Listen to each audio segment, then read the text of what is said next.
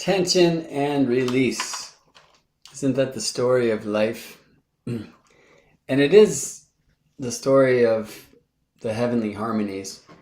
And I think also a great technique for working with astrology productively, especially when the astrology appears to be quite challenging, like in the case of Mars opposite Uranus, which is in the air, friends. It's in the big air. It's in the heavens.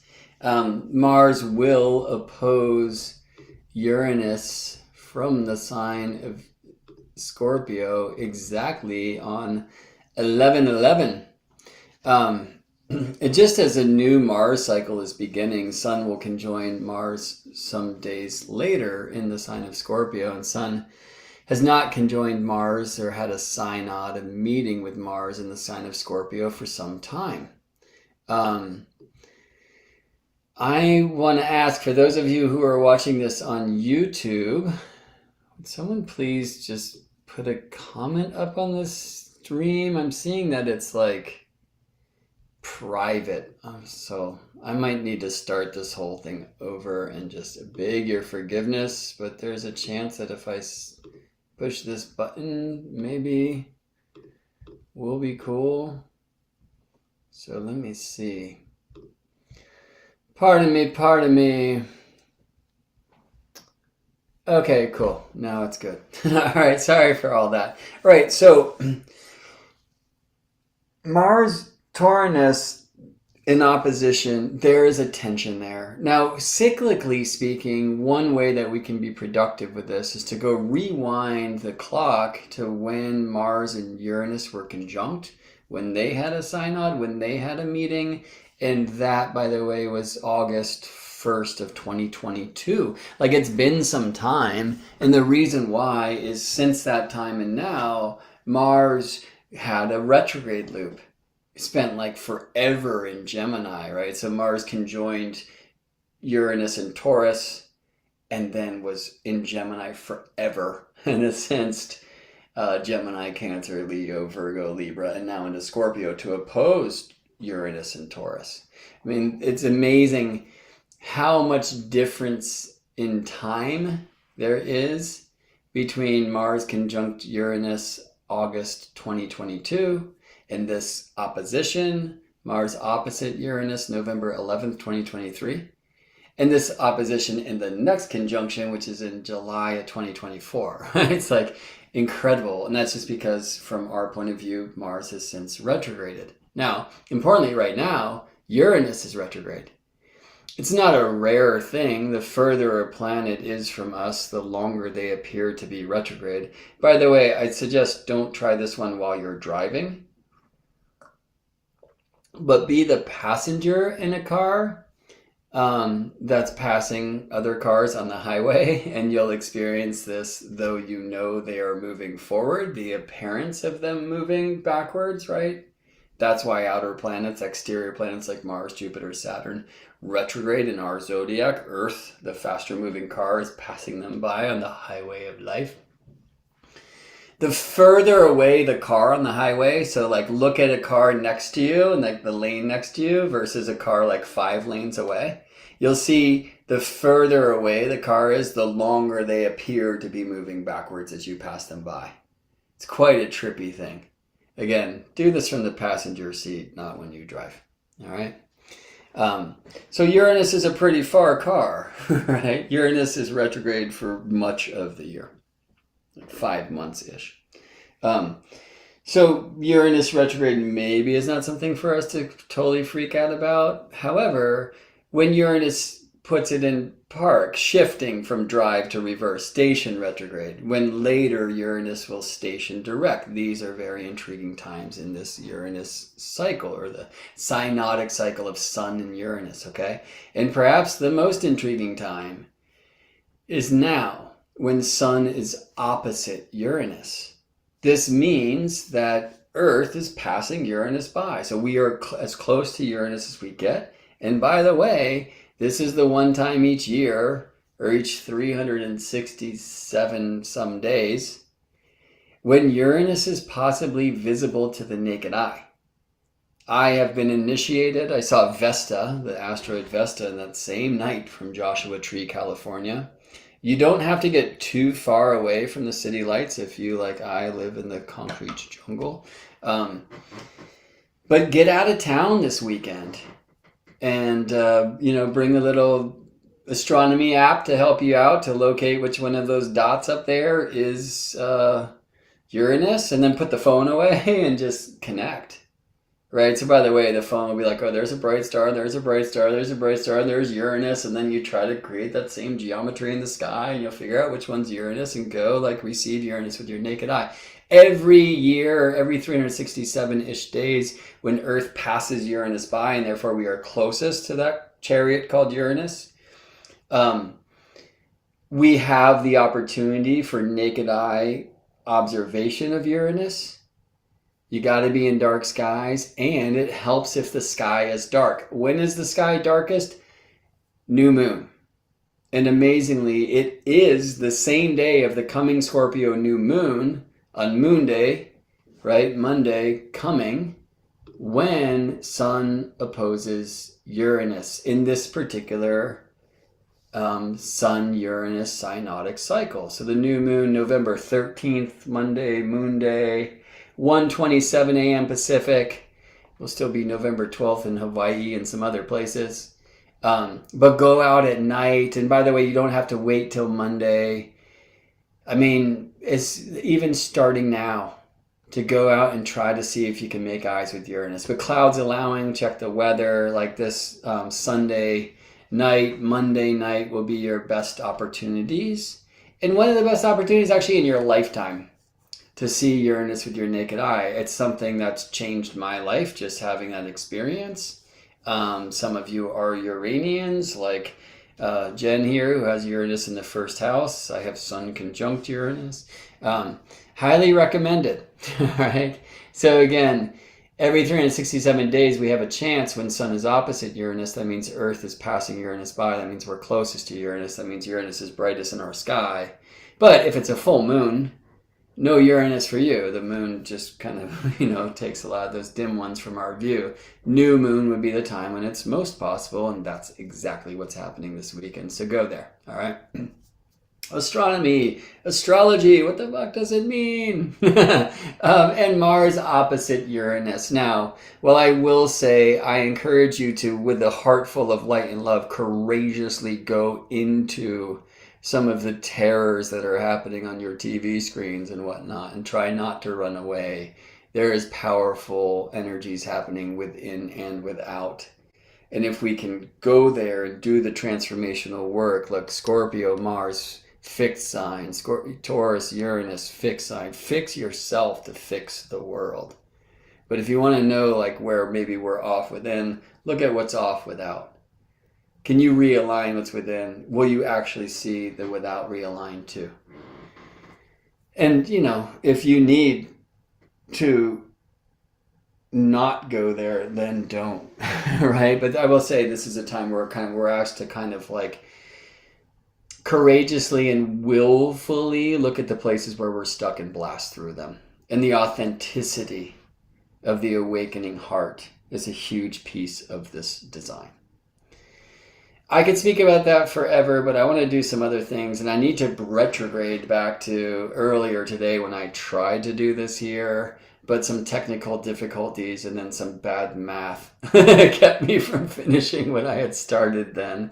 I'm seeing some names on the YouTube side that were here then, and some of you, I had put aside a little file for myself because I asked y'all, and I'll ask people who are present here too, although I don't know how many of these I'll have a chance to do. To write the degrees of your moon and sun in your natal figure, in your nativity, in your birth chart, because at the end of this, I want to play with a few examples of lunar phase from a harmonic perspective. Before that, I want to speak about a kind of interesting harmonic shape between Uranus, Neptune, and Pluto right now. And first, just to say why I'm here. And it's all about tension and release, okay? So you came on, if you came on when I started this thing, you heard something like this.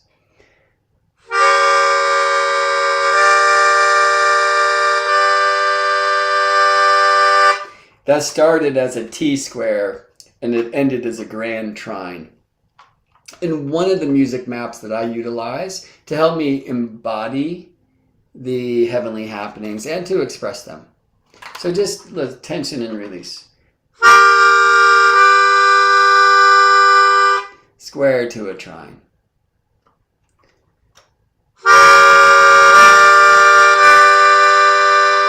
T square resolving eventually to a grand trine. Right? Which one of these sounds tense? Which one sounds released? And I'm sorry, I keep saying grand trine, but this would actually be grand trine. And there's a reason why that sounds a little too open, and I'm not going there right now. I like to look at charts and look at where the tense points are, or look at, transits, something that's happening now. Oh my God, Pluto's squaring my sun. What? How do I deal with that? Oh, wait a second. Pluto is also something flowing, something easier. You dig?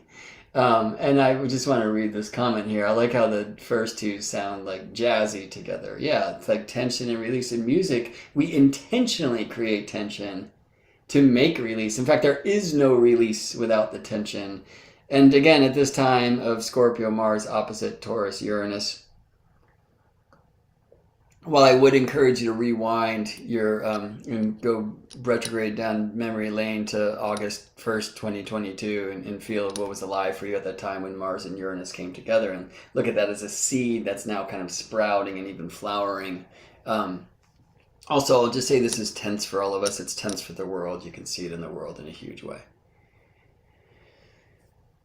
All right, well, where is the release? And sometimes the release, so let me say it this way. Mars is currently opposite Taurus, Uranus. There's sudden change, weirdness, and it can, by the way, be war.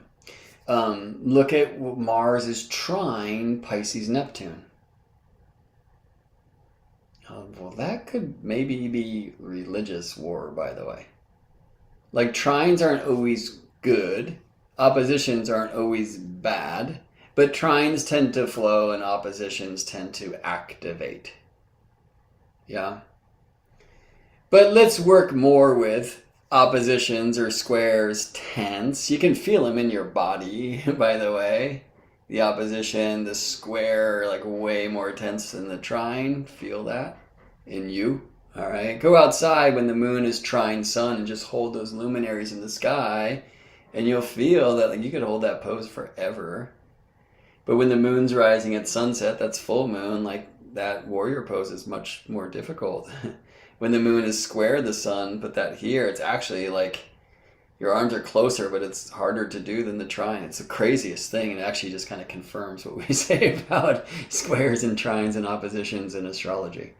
No, there are many places between square and trine and opposition. I'm going to go there next, but let me just say for now, even if I look from a old school traditional aspect theory point of view, Mars opposite Uranus, tension, Mars trine Neptune, release. Mars opposite Uranus, tension, Uranus sextile Neptune, release, right? So Neptune comes in trying to, in a sense, mediate or offer a place that tension and that opposition aspect can go and flow towards. I'm seeing Christine writes here that Mars and Uranus are opposite in her natal chart, right? So you're having what's called a mundane transit. I imagine in your nativity they aren't in these signs of Scorpio, Mars opposite Taurus, Uranus. In fact, I know that's true unless you're 80-something years old, and you're not, all right? But still, they don't have to be in the same signs. They don't have to align to our natal chart in that same way for there to be a mundane, as we say, or global activation in the now that's similar to something in your birth code. And this, too, will activate you. And you can probably also share some of your kind of wisdom and experience to help us all through this, you see. So good thing that you're practicing astrology. Thank you.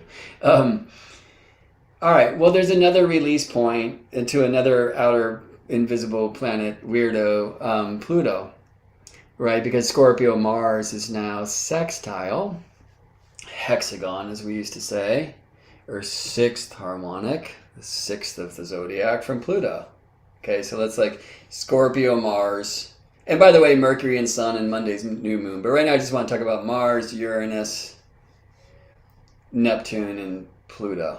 All right, I don't know if this is showing up on your camera in the right way, just because of camera reversal things, whatever. Either way, check it out. Like half of the hexagon, right? And then these like water and earth signs, the down and in signs, we would, just start, let's go Taurus, Cancer, Virgo, Scorpio, Capricorn, and Pisces, right? Well, so we have Taurus, Uranus. I want to use this line on this thing. Taurus, Uranus, in opposite Scorpio, Mars, right? But between the two, we have this full, like what's called trapezoid figure of Taurus, Uranus, Pisces, Neptune, Capricorn, Pluto, then Scorpio, Mars, right? Or maybe you prefer to go Scorpio, Capricorn, Pisces, Taurus, Mars, Pluto, Neptune, Uranus. Pretty strongly configured, like as I'm speaking right now on 11/7. Isn't that fun?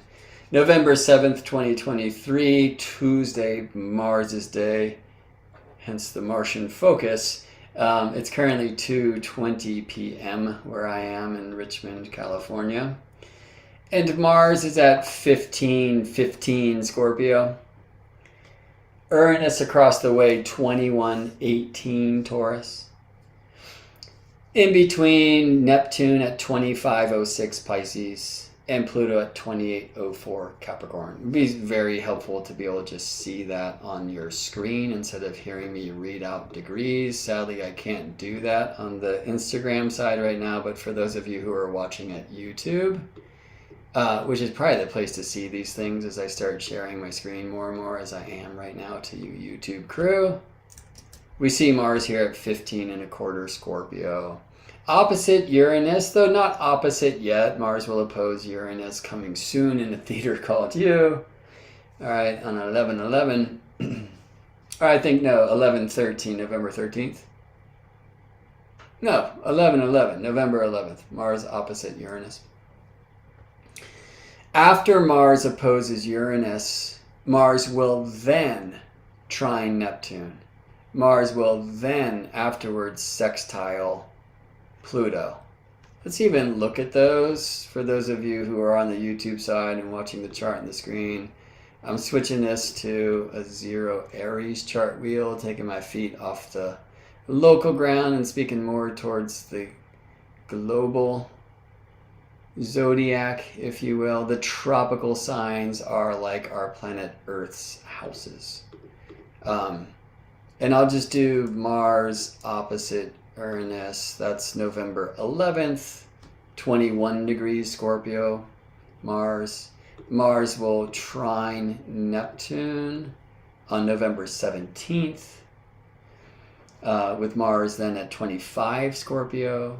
And then Mars of these outer planets will finally sextile Pluto November 21st. So in a 10-day period, Mars opposite Uranus, Mars trine Neptune, Mars sextile Pluto. All right. Generally speaking, just from like a whole sign point of view or plates, we have them in these sextile. It's what we call a trapezoid, right? It's one half of the grand hexagon or the grand sextile. And while there is a temporal dimension here, right? Mars, Uranus, then Mars, Neptune, then Mars, Pluto. And that's something really important to configure too. It's already configured for you. To live, to contemplate, to experience and such. Let me say it that way. We can also just look at the general shape. And I want to do that first just through this kind of hexagonal perspective, sextiles, right? Scorpio is sextile. Capricorn, which is sextile, Pisces, which is sextile, Taurus. Yeah, so we have this opposition, this so-called like activating, I prefer to say rather than hard aspect, tension, but in between sextiles and trines release, right? So like, how might Pisces Neptune help a Scorpio Mars Taurus Uranus opposition? One of the things it says, keep the faith and remember that we are all one. How might a Capricorn Pluto in relationship with the Scorpio Mars opposite Taurus Uranus thing contribute, help? It's like, yeah, you signed up for this shit. You're like, here you are. Why did you incarnate? Let's grow. Let's compost, right? Let's take that old, like, stagnant stuff and stir it up and, like, plant new seeds for rich beginnings and the like, you know? And a huge piece of this is, like, when we're looking at these fixed signs, and again, for me, it's fix yourself to fix the world, not, like, stubborn and fixed in that way. But we can go to those spaces. Scorpio and Mars alike can talk about power and control. So, you know, sometimes we have to lose control to evolve, right? Sometimes we evolve when we stop losing control. It depends where you are on the map and how this whole kind of global thing addresses you personally, you know? I want to bring this into another context, right? So when we're talking about whole signs, and really this is why, and I'm showing the seed of life, geometry, the 7 circles, 6 around 1, to create a six-petaled flower inside and a 6-petaled flower outside, like creation creates in 12s. Would you like to hear the 7 and the 12 around here? Here's the 7.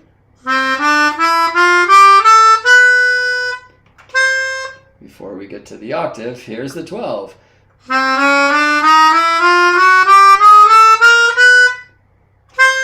Notice I didn't play 13. The 13 is the 1. Or let's see it in the seed of life. The 13 is fucking you inside the 12, which is born through the 6 around 1 or the sacred 7. So in a musical octave, in the Western harmonic tradition, like back to Pythagoras, we're looking at 7 diatonic notes or 12 chromatic notes in an octave. And I don't want to get too deep into the music theory right now, but I will say that, like, music and vibration opens this other field of opportunity to explore some of these relationships in a chart that kind of break out of the code of 12ness, right? I mean, even like folks who are playing music from other lands that utilize more than 12 notes in an octave, like the Western harmonic tradition does. So like India, a great example. Let's say you can't play Indian music on a fixed note instrument like that melodica I was just playing on. But they also honor the 12 because it is an expression of nature, just as the 2 6-petaled flowers born through 7 circles, 6 around 1, right? The seed of life is absolutely the result of nature.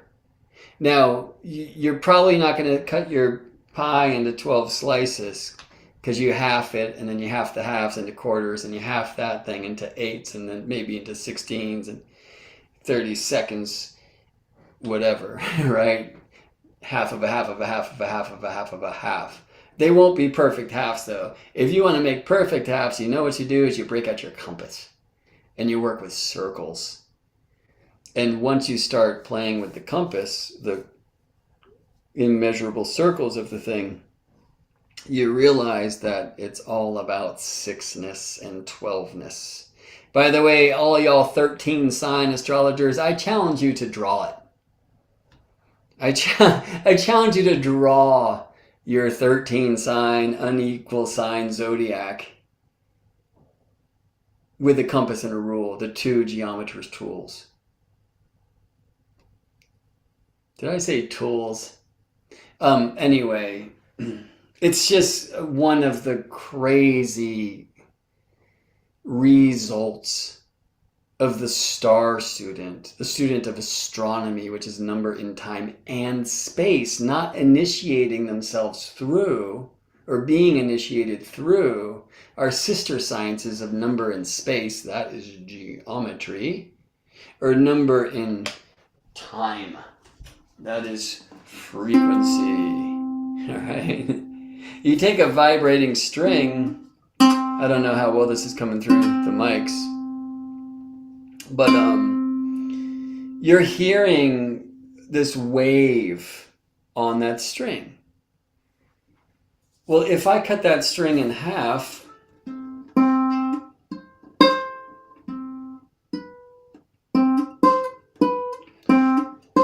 you hear what we call the octave. It's twice the frequency. It doubles the vibration. And by the way, you might not hear it super clearly depending on your ears, but it's also in that what we call fundamental tone, or first harmonic, or root.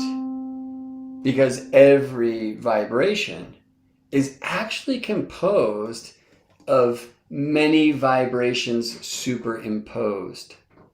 So when the string vibrates, the whole string, you're also literally hearing half of the string vibrating. And you'll hear like, I don't know if I can get that through at all. But the other half of this string, which is the same length as this half now, they're making the same tone. All right, but you're also hearing that string vibrate.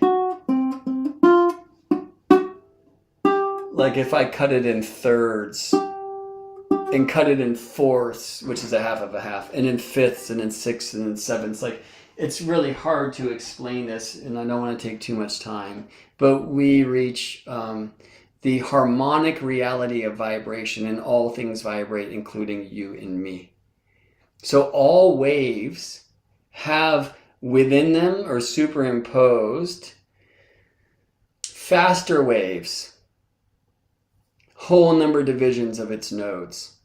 And by the way, the zodiac, the Earth's zodiac, and it's not about the stars out there, it's about the intersection of the planes of day, that's called the equator, and the planes of year, that's called the ecliptic, the heart of the zodiac. They intersect at the equinox points, and they most diverge at the solstice points.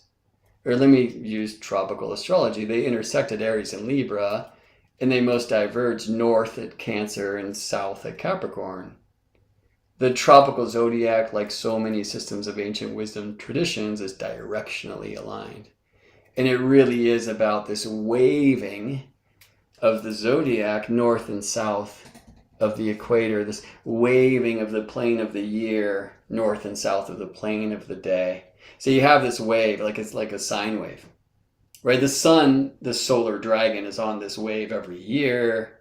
If you stand in one place and watch what's rising on the eastern horizon, you get that wave every day.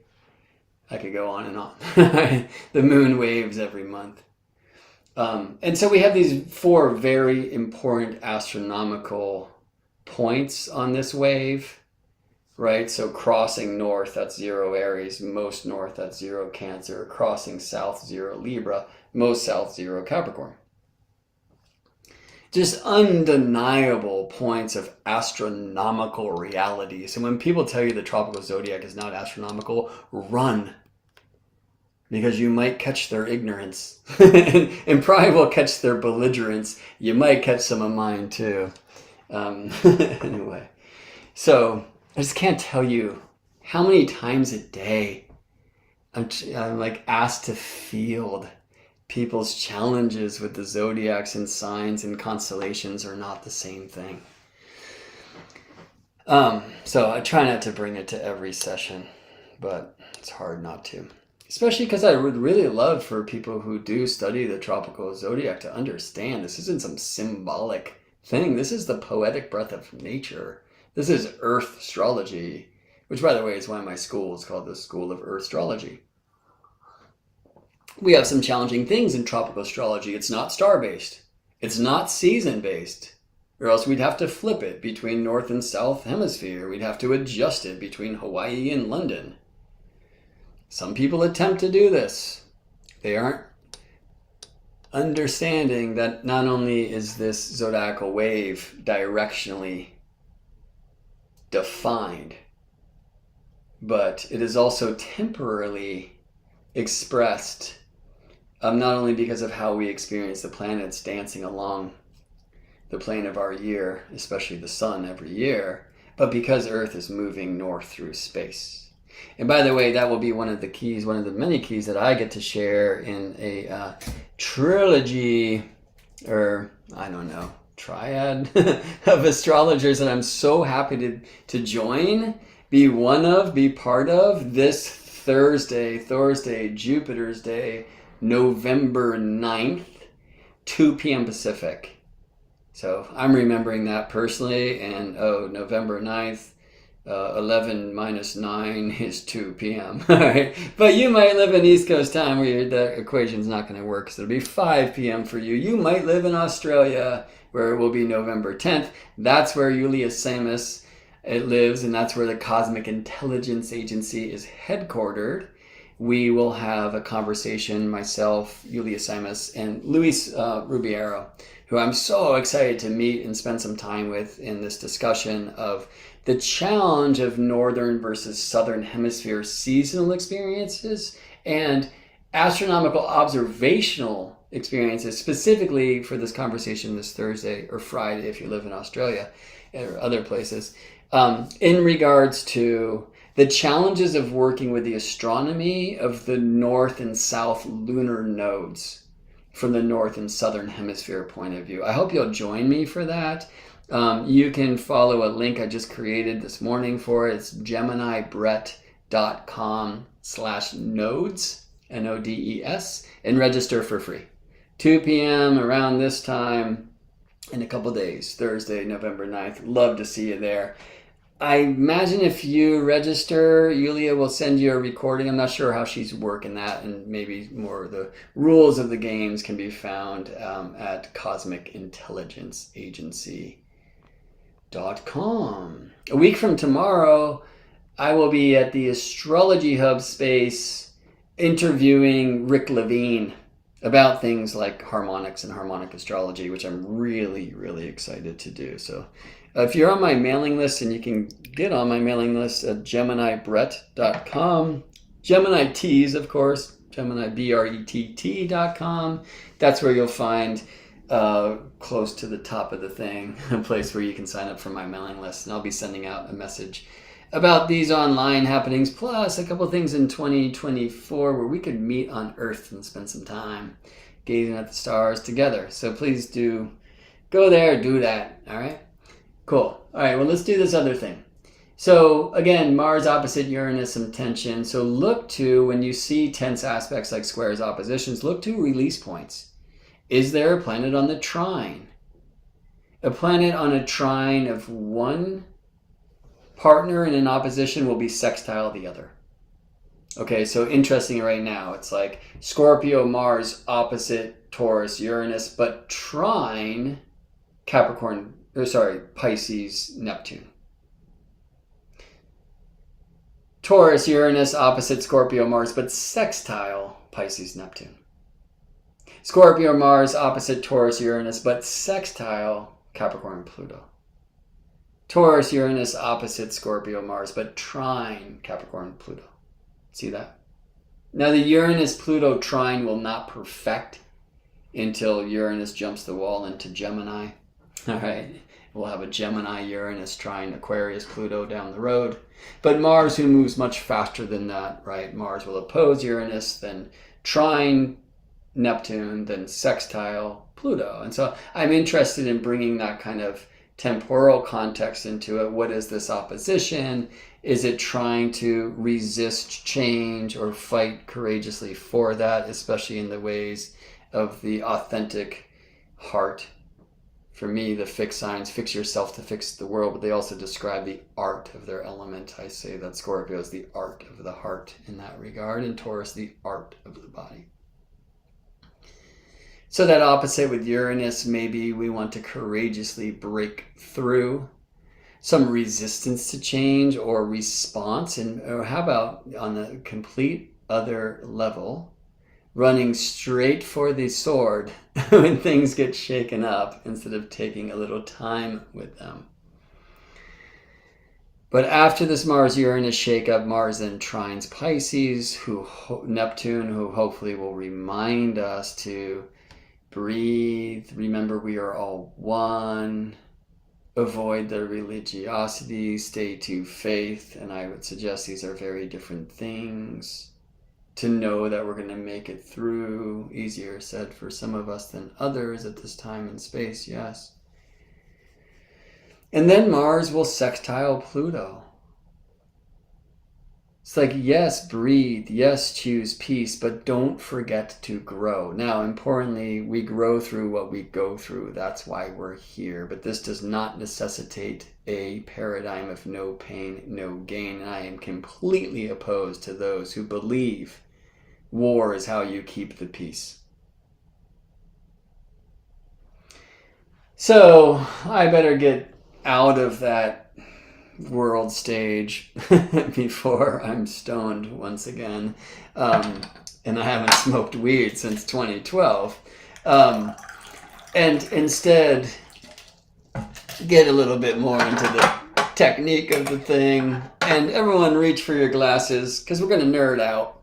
I want to get into the harmonic of Uranus, Neptune, and Pluto at this time, because I think it might say a thing to us about how we can work with this Mars-Uranus opposition, and hopefully in a way that you're not hearing in the other gazillion channels.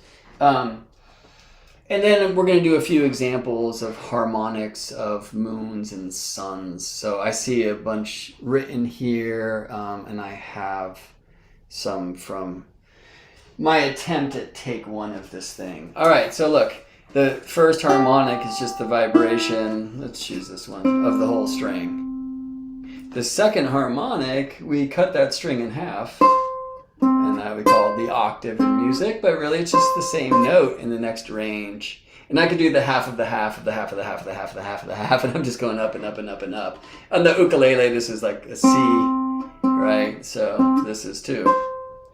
And somewhere in here, like a quarter of the string would be the next C, and we just keep going up and up and up, halving and halving and halving. There's something about mitosis there, cell division. There's also something about mitochondrial DNA there. There's something relating to what the Pythagorean mysteries taught about even numbers versus odd numbers there. And that's too odd for me to try to go into right now.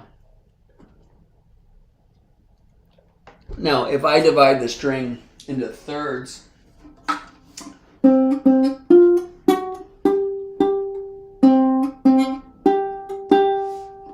I'm just looking for where does, I don't know this instrument, but where does it twinkle, twinkle?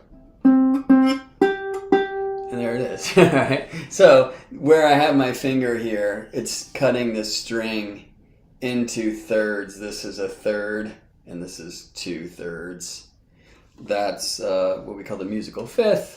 You may know it as the twinkle twinkle, or the ABCDs of the whole blah blah black sheep thing. And it's these even number divisions of the string, dividing into 2s, dividing into 3s, dividing into 4s and 5s, that creates what we call the harmonic series. Super long story, has a lot to teach about life, and can be applied astrologically. Again, the zodiac is a wave, right? And it's like just like cutting a pizza in a sense, cut it in half and halves again. Okay, well, you have your equinox points and your solstice points. Those 4 points, again, undeniable astronomy, right? So 1, 0 Aries is where the ecliptic, the plane of the year, crosses the equator, the plane of the day, moving north. Cancer, the northern peak.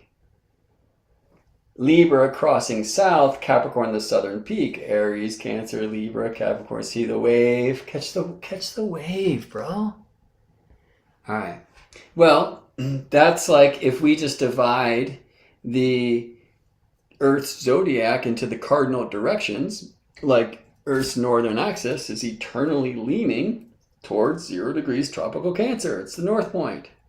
So that when Earth in our orbit arranges our experience such that the sun is ingressing tropical Cancer, the sun shines directly above the Tropic of Cancer, Riddle me that, which is the sun's northern bounds, and the ecliptic, the zodiac's northern bounds. Moon can go out of bounds. Story for another time. All right. So we have these 4 undeniable points. We could turn the 4 into 8.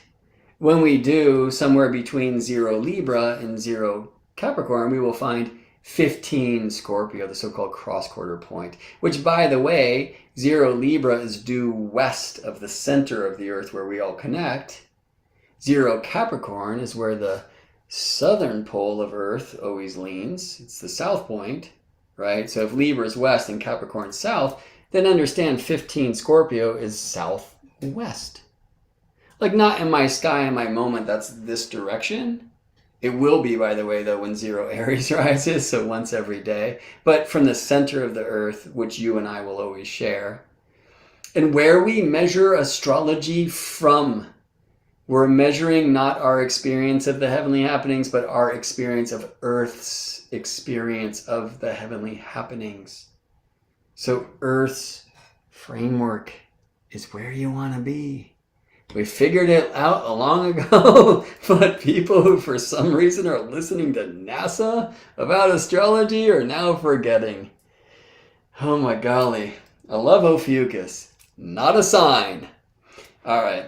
And we would know he's not a sign if we understand something about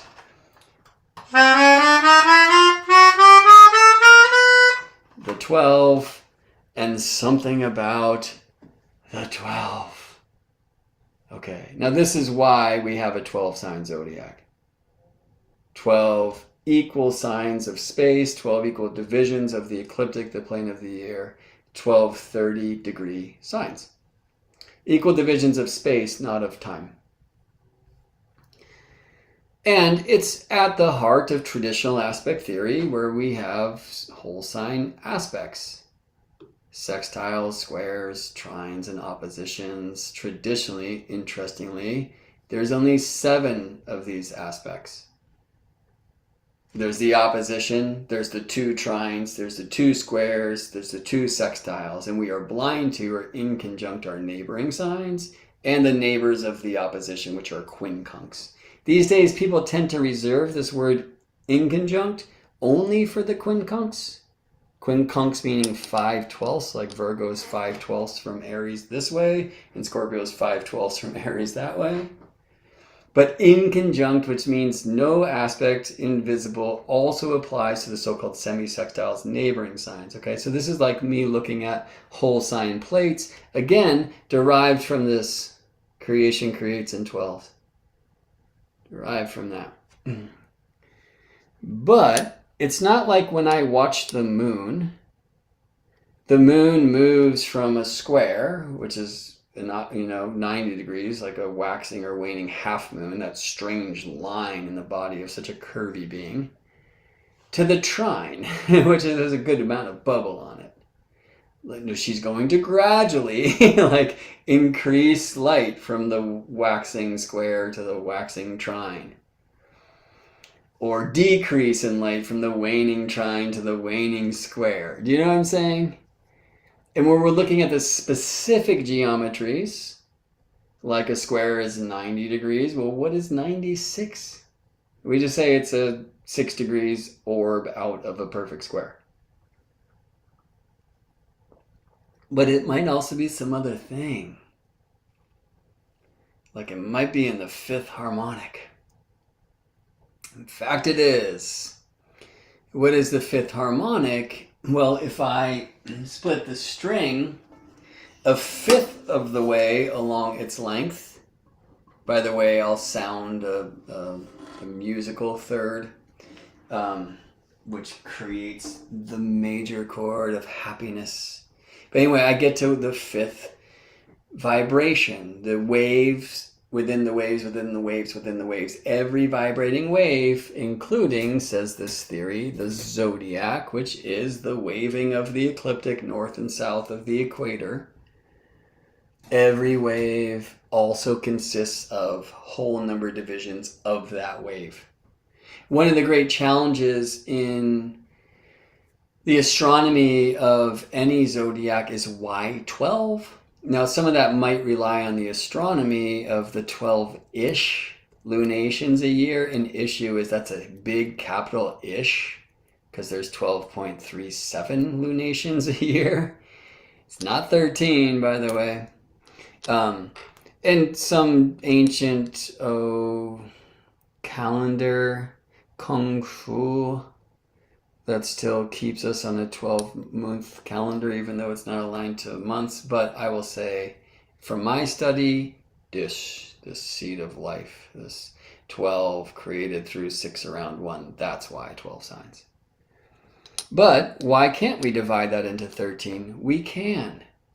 Now, what happens if you divide the wheel 360 degrees by 12? Anybody want to tell me in the chat? Here. What's 360 divided by 12? I'll just drink tea and wait. Yeah, we're all in school together. This is Earth. Somebody please choose to play. What's 360 divided by 12? Precisely 30 degrees, right? So every astrologer should know this. We take the circle, we divide it into 12 equal slices of 30 degrees. Again, not equal time because orbits are elliptical, not circular. We're closest to Sun when Sun is south of Earth in Capricorn, and therefore in Capricorn the Sun's moving faster through our zodiac. We're furthest from the Sun in our day and age when the Sun is in Cancer, north of the Earth, and at that time the Sun moves slow. All right. So the Sun takes a different amount of time to move from one sign to the next. And by the way, the seasons, if you're looking like equinox to solstice and solstice to equinox and that equinox to the solstice, like there are different amounts of days, which really was a riddle for the ancient astronomers, astrologers, what we used to call mathematicians. So let's still do that because we're going to get kind of mathy here. Put your glasses on, get your calculators out. All right, so you did 360 divided by 12, 30 degrees, right? 12 signs of equal space. And again, if you want to draw a zodiac, you start there. You start with the seed of life. You start with 6 circles around 1. And then I just draw lines through the flower petals. Do it. It's good for you. It will really teach you what the zodiac is, how creation creates. It's important. All right. Equal divisions of space. Should everything be equal? Is anything equal? Good questions. The constellations certainly are not. What is, if I divided the wheel 360 degrees by 13, what do I get? Now, we're not going to see so many responses, and we're going to wonder how the hell to even write this number, because what I get on my calculator, according to my calculations, 27.6923076923. Oh, I bet you that's 692307692307692307 till the cows come home, and they won't. All right. Importantly, you cannot divide the circle by 13. You cannot get equal 13s. You cannot draw a perfect 13-pointed star. That doesn't make it wrong or bad. It makes it much more interesting, actually. It's something outsider in that, okay? And maybe that says a little something about the 13th harmonic. And maybe your moon-sun situation is in a 13th. Mine's in a 20th. And I want to show that to you, then we're going to do some chart examples. And by the way, I can't share my screen at Instagram yet, so if you're watching there, you might want to pop over to my YouTube channel, because I will put a couple of chart examples on the screen here. You don't need to see them. I'll do my best to narrate this as I go along as well. So I was speaking earlier about the tension of Mars opposite Uranus, and while I'm not going to talk too much about what that is for you or for me or go through the signs with it or anything like that, maybe, when the opposition occurs, I don't know. I'm trying to cancel my opportunities of getting canceled. I do just want to say, when you see a tension in a chart like that, look for release. So yes, Mars opposite Uranus, but Mars trine Neptune. Yes, Mars opposite Uranus, but Mars sextile Pluto. Tension and release. We do it on purpose. Here goes a square to a trine. In one of the models I use, which would not be, by the way, the harmonic model. But hey, thanks to Cheryl, my friend Cheryl, for gifting me with this book by Jocelyn Goodwin, Harmonies of Heaven and Earth. Super interesting read if you like astrology and you are a music nerd. Otherwise, probably not. But it's cool because here we speak about different models that have tried to utilize harmonics, like dividing the string in half, to speak about two-ness in the octave, versus maybe dividing the string in half would be halfway through an octave, and that's called the tritone. PK, that's cool to read that all of her books are good. This is my first exposure to Jocelyn. I said Goodwin, but it's Jocelyn Godwin. And I appreciate that hearing that, PK. I'll check out some others. Thank you. And PK, we took a quick glimpse at your moon sun earlier today in take 1. This is take 2. We're going to go there soon. I want to first talk about if Mars opposite Uranus, but Mars trine Neptune, Mars sextile Pluto, like there's those release points for the tension. We look at the chart, and like today, November 7th, now it's 2:54 p.m. because I talk too much. I never shut up. And brevity is not my specialty. We have Mars at 18.5 Scorpio, Uranus at 21 Taurus, so the opposition has not happened yet. We have Mars at 18.5 Scorpio, Neptune at 25 Pisces, so the trine has not happened yet. Right now, Mercury is past the trine with Neptune and about to sextile Pluto, as Mars later will. Right now, Mars is at 18 Scorpio and Pluto at 28 Capricorn. So pretty far from that sextile. They're more like 69.5 degrees apart than 60. It will perfect. It happens, I think, on November 21st. Scorpio, Mars, sextile, Capricorn, Pluto. All right. I am noticing in the chart, though, this sextile fan, as some call it. I like to call it the sexy trine. The trine between Uranus and Pluto, Taurus, Uranus, Capricorn, Pluto, and in between sextiles, Pisces, Neptune. And that they're not really perfect geometrically or partile. So platic, which means plates, whole signs, they are. Capricorn, sextile Pisces, which is sextile Uranus, or Taurus, which is trine Capricorn. Partile, so pieces, parts, degrees, not quite. Pluto's at 28, Neptune's at 25, Uranus is at 21. But interestingly, and you can see this, and you can especially see this on like the Uranian astrology dials, that currently Pisces Neptune is very close to the Capricorn Pluto Taurus Uranus midpoint. Neptune is within 1/2 degree of the point that's exactly halfway between 2118 Taurus, where Uranus now is, and 2804 Capricorn, where Pluto now is. Okay, so there's this midpoint picture. The way this would be written by some is Neptune equals Uranus/Pluto. Neptune is at the Uranus-Pluto midpoint. You know, by some, including Reynold Ebertine, who wrote, amongst many other texts, The Combination of Stellar Influences. Oh, let's see what Ebertine had to say about Uranus at the Neptune-Pluto midpoint. Going to require a decent amount of flipping, I imagine.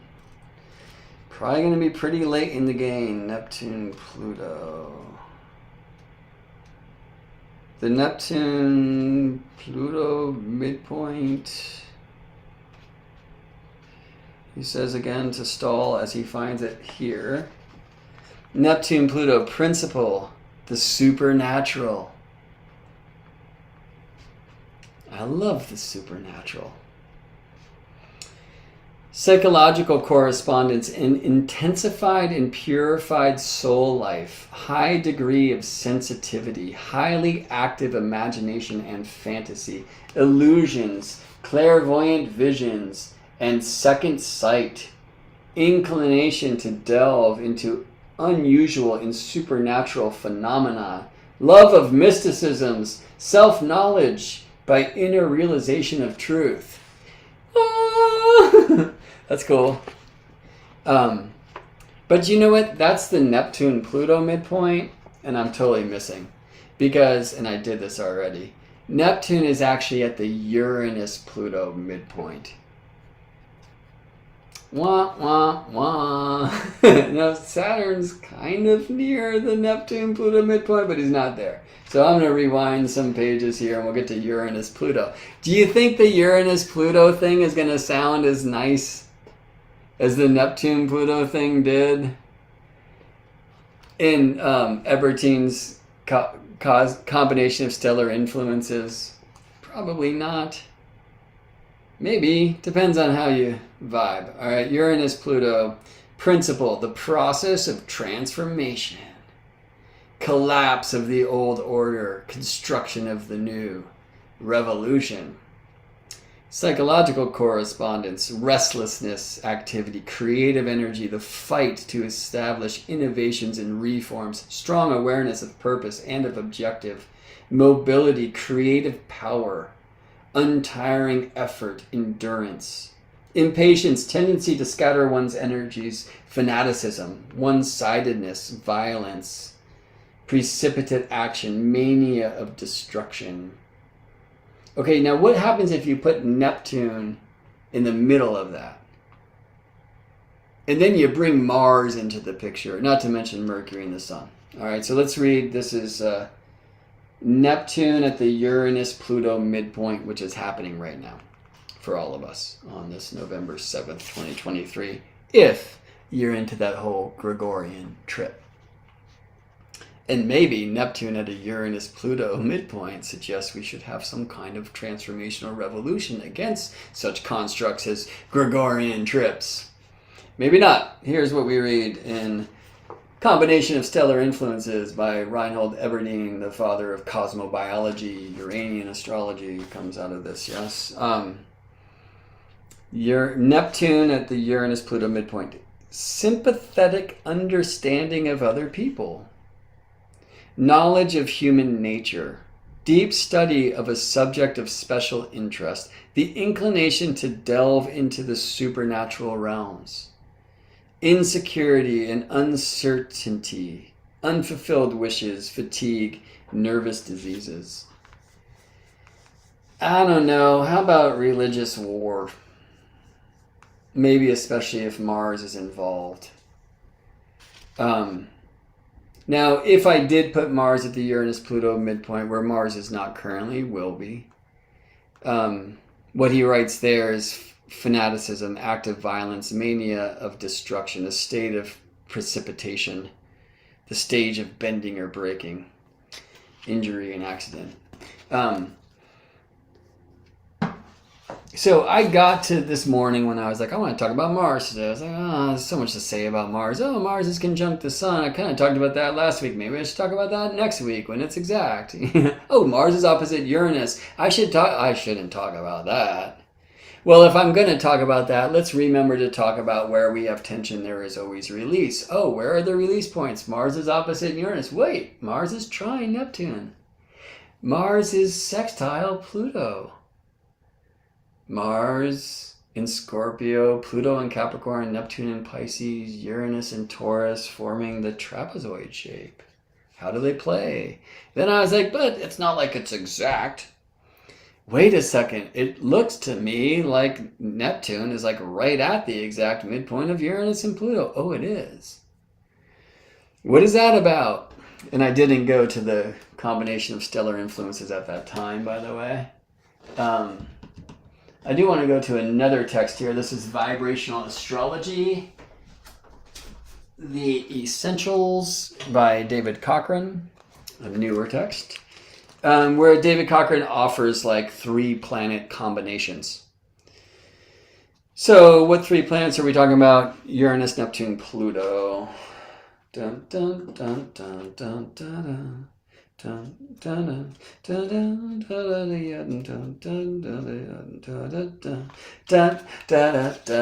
Uranus, Neptune, Pluto.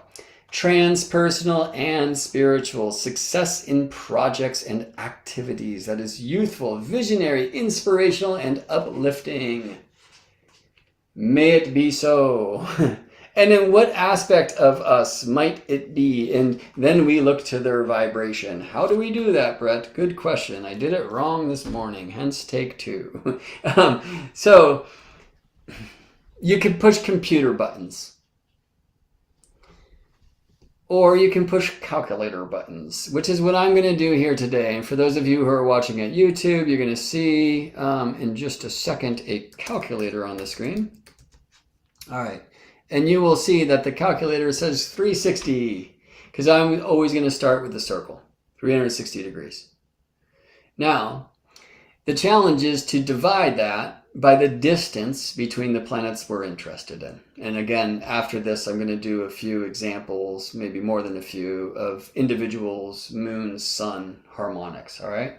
So put your moon and sun degree on the screen if you'd like to play along. Now, if I divide that 360 by 60 degrees, let's say these planets were like perfectly sextile, what do I get? What's 360 divided by 60? And the answer is 6. A hexagon, which is what we used to call the sextile, and that's why, is the 6th harmonic. We divide the circle into 6 equal slices. The signs are the 12th harmonic. 360 over 12, 30 degree equal signs, all right? The 4th harmonic, 90 degrees, squares. The 2nd harmonic, 180 degrees, the opposition. The 3rd harmonic, 360 over 3, 120 degrees, the trines. The 5th harmonic doesn't show up in Ptolemy and in the ancient astrology. It does show up in Kepler much, much later in the game, where he's like, why can't I divide this thing in 5? He's like, haven't you ever heard the musical third? And I show you now the pentacle of love. All right. So if I had planets separated by 72 degrees, which is 1/5 of the zodiac, I would describe them as in a 5th harmonic relationship.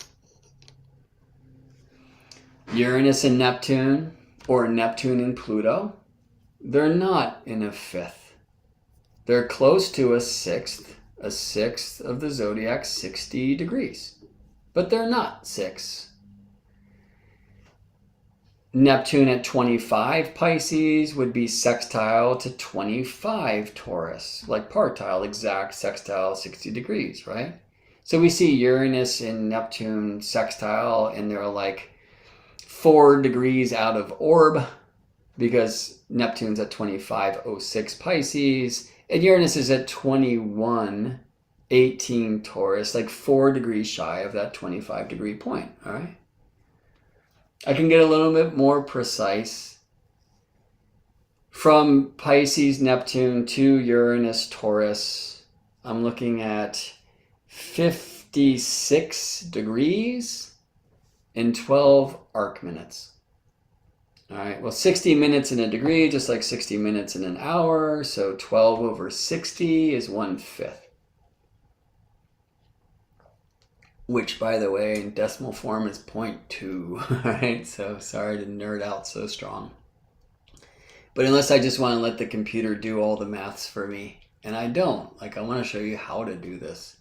I got to be able to add and subtract and such. And I did this wrong earlier, right? I'm going to do this right now. From Neptune to Uranus, the phase angle between the two right now is 56.2 degrees. All right, I'm just going to put that in my calculator, as those who are watching on YouTube will see. What about from Neptune to Pluto? All right, Pluto's at 2804 Capricorn. That is sextile to 2804 Pisces, and Neptune's at 2506, so about 3 degrees short of that. Right, so they're about 57 degrees away. So Neptune and Uranus are separated by 56.2. Neptune and Pluto are separated by 57. Yeah. I mean, maybe I should just say like 56 and a half to try to get in between those, and I think I will, or maybe even 56.6. So let me just say that that's this kind of like phase angle I'm interested in exploring. What harmonic is that in? All right. Now, if they were 60 degrees away, sextile, that's the 6th harmonic, and I could find out just because I know astrology, but I could find out because if you divide the wheel 360 degrees by 60, the phase angle of a sextile or a hexagon, you get 6th harmonic. All right. Well, what's going to happen when I divide 360 by 56.5? Probably not going to be so pretty. The answer I receive is 6.3716814159292004. It's like, what do you do with that thing? And I bet you there's some repetition after that. I don't know. Well, here's what you do with that thing if you want to find the harmonic, is you tame it. You find a number that you can multiply that by. All right, the circle divided by the phase angle, I get a weird number with decimals. Find a whole number that I can multiply that by to produce a whole number result. All right, so it says 6.37. Now that's close to 6.33. And 6.33 is 6 1/3, right? Well, if I multiplied 6 1/3 by 3, I get a whole number. So though this says 6.37, not 6.33, I'm going to multiply it by 3 and see what happens. 6.37 times 3, 19.11. So it's in the range of the 19, which is a really fascinating number, by the way. I'll show you one reason why I feel that to be true. But first, what I'm going to do is I'm going to put on the screen, for those of you who are watching here where I can, and I'm going to show you the 19th harmonic expression of this transit chart. And in that 19th harmonic chart, you're going to see Uranus and Neptune and Pluto all gathered together. Now, you'll see Uranus and Neptune separated by 12 and some degrees. For most in harmonic astrology practice, that's good enough for a conjunction. You'll also see there, much more easily, you'll see there that Pluto is, well, interesting here, it looks like Pluto is at the Uranus-Neptune midpoint instead of Neptune at the Uranus-Pluto midpoint. And I don't want to try to tell you why. I do want to just play another thing before we talk about the 19th harmonic a little bit. Is I'm going to get back to the 6.37 degrees of a circle, which is also close to 6.4. All right. 6.4 is 6 4/10. That can be reduced to 6 2/5. So if I multiply this thing by 5, I'm going to also get close to a whole number. But you know what? I didn't. And it's because I'm doing something wrong. And I'm not going to go mess with that right now.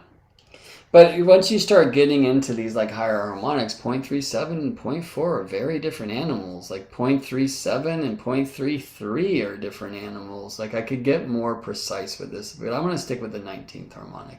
And again, I want to get into individual examples where I'll try to be a little bit more precise anyway. I'll just say right now, as Mars is engaging, and you know, first Mercury did. Mars is the new moon, moon, sun, with this Uranus, Neptune, Pluto thing, all right? Tension, Scorpio opposite Taurus, but release, Scorpio trine Pisces, Scorpio sextile Capricorn, Taurus trine Capricorn, Taurus sextile Pisces, right? Tension and release. There's something in 19thness in these far out invisible planet beings. So, I'm going to go to a different text that kind of comes out of David Cochran's vibrational astrology world. This is...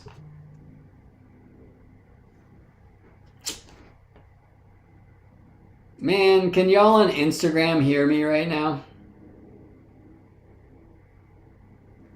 My guess is that people on Instagram can no longer hear me. Because my dad just called me. And I'm just going to wait and probably see a comment there that says, can't hear you. If you can hear me, somebody please write there so we're not stuck in this loop. Can you hear me in the back? All right, what I'm going to do is I'm going to end the Instagram stream and then I'll just post the link to this video on my YouTube there later. YouTube folks, we're staying at it.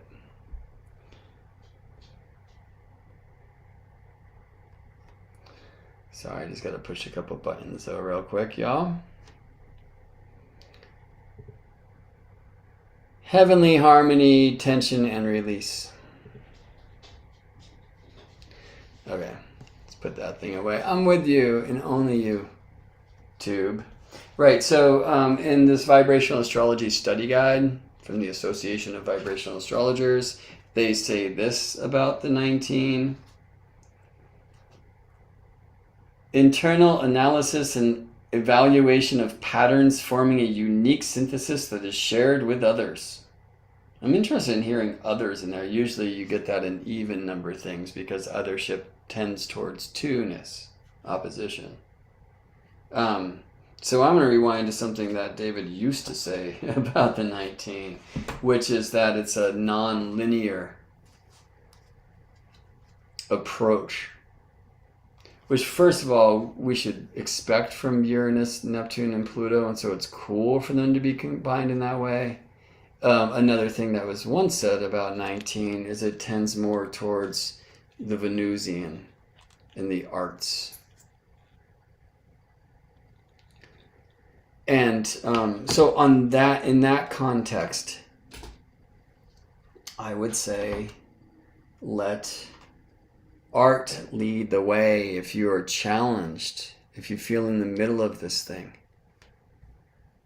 And this is always good advice. Creativity, create with others. Now there's other ways we can get after 19, like what's happening there is cats like David, or another example is David Hamblin. Oh, I thought The Spirit of Numbers, one of his books, was around. It is. What does he have to say about the 19? Well, so much of that's going to be based upon just looking at example charts where people have a lot of 19-ness. And the example charts that he uses are Jane Austen, John Sibelius, Jerry Rafferty, Gavin Maxwell, Fred Kimball. I'm sorry to say I'm ignorant to a lot of who these people are. Frank Skinner, Norman Lamont. And he talks about them some, and then he comes to a conclusion of what the 19 is. It's like, is that enough data points? David Cochran has created the Sirius astrology software platform, right? Puts in thousands of charts, finds people who are really strong in 19th, and can't do quantitative research, but does qualitative research, right? What do these people share? Now, it's hard or actually impossible to get a clean experiment in astrology because there's so many different variables. And again, the whole truth of harmonics is there's waves within waves within waves within waves superimposed upon one another, okay?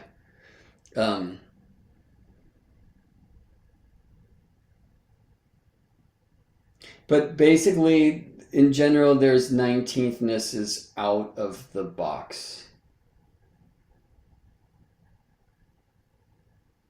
And trying, like, a need to be non-ordinary, according to kind of both of these traditions, non-linear. Now, as an astronomer, I'm very interested in 19 because it is the number of years that is necessary to synchronize the golden year, Earth, Sun, right? The tropical year, the year of the seasons, or Sun to the equinox and back to the equinox, the solar wave. To synchronize that golden year and the silver year, which is 12 lunations. It's about 354 days and change.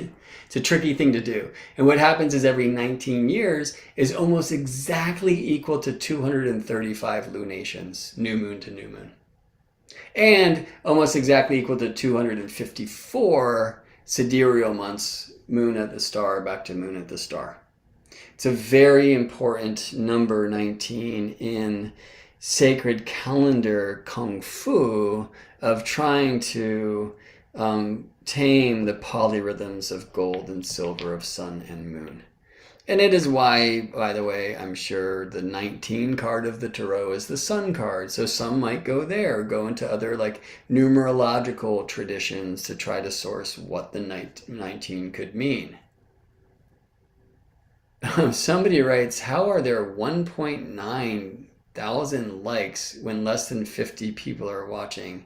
I can't imagine there's 1.9 thousand or whatever, it's 1900 likes. I see 28.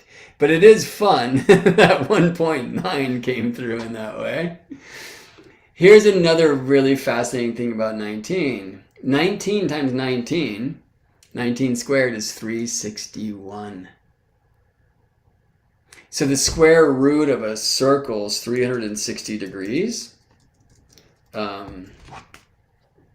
What is the square root of 360? The answer is 18.973, like super close to 19, right? Like I find that to be mysterious and fascinating. Another way that I'm currently called to play with the harmonics and explore what they may or may not mean, this is a rather new field, is in the harmonic series of vibration and music. The Wikipedia article, by the way, on the musical harmonic series is pretty good. I'm trying to open that page right now and it's taking forever.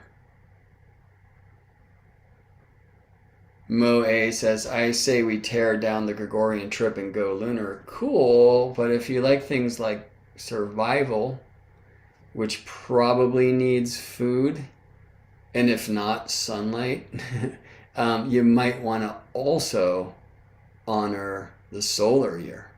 It's good to plant and harvest with lunar phase, but you better start with the earth and the sun or you are done. So I say we do both and honor many, many, many months, which is what I teach in my calendar kung fu. All right, cool. It seems like the internet is less broken than it was a second ago. No, still pretty broken. Are we still live around here? Could anyone please leave a comment and say we are still live if this thing is on?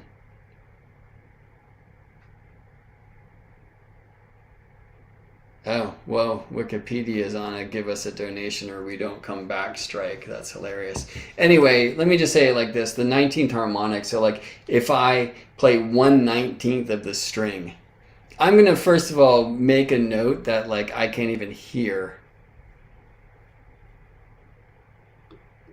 Thank you for telling us we're still live, folks. But if I could hear it, all right, it would produce a note that is a minor third above the fourth octave. Because the fourth octave, like here's the first and the second octave. Where am I? Of this instrument, and now I'm out of instrument. Okay, but like this tone is playing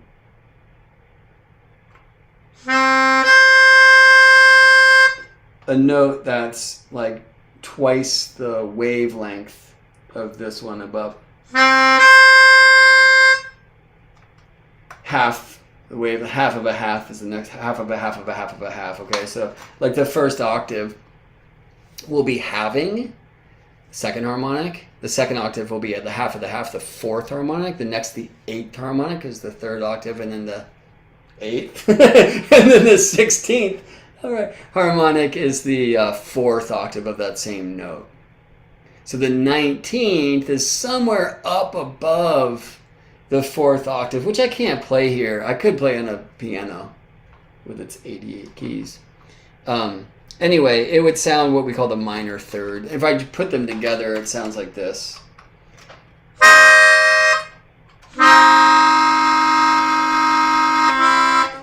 It's more tense than release. And I would say that the more tense things are going to lean towards what some of these other authors have said, like out of the box, extraordinary, non-linear, and those kinds of themes, okay? So, I mean, you know, this doesn't add much for us. Uranus, Neptune, and Pluto are already like extraordinary and out of the box and want us to go there. All right. But there you go. So, all right, let me get into a few chart examples, and we're just going to do this with the sun and the moon. I'm going to start with mine, and I'll just show on your screen my moon and my sun and my natal chart, all right? Buttons. I have the moon at 2501 Gemini. I have sun at the 1st degree of Scorpio. Gemini and Scorpio by plates are quincunx. They're 150 degrees away, or 210 if I go in this direction. And in moon phase, you should measure from the sun to the moon, but in harmonics, it doesn't matter. Because, for example, and this isn't the right example here, but 2/5 in one direction is 3/5 in the other direction. So you never hear somebody talk about a triquintile, because a triquintile is just a biquintile looked in the other direction. A problem I have with harmonics is it kind of throws astronomy away. In fact, like which one's moving faster, are we waxing, waning, etc. And it's only based on longitudinal projection. The sun is always on the ecliptic. The moon only is when she's at either node. All right, so anyway, this is much closer to a trine than a quincunx because the sun is at the 1st degree of Scorpio and the moon's at the late degrees of Gemini, you know, some hours after my birth. Oh, about 12 hours after my birth. The moon would have, what happened there? That's 12 days. About 12 hours after my birth, the moon would have perfected this trine with the sun. How do I get there so quick? Well, the moon moves on average about half a degree.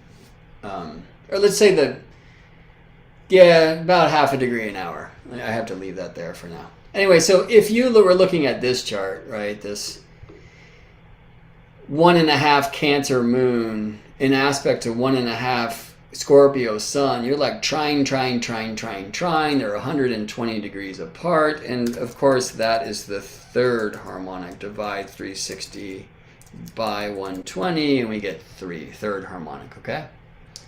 So by plates, my natal moon sun situation is quincunx, 5/12. But partile, they're much closer to trine, 3rd harmonic. But let's get a little bit more precise.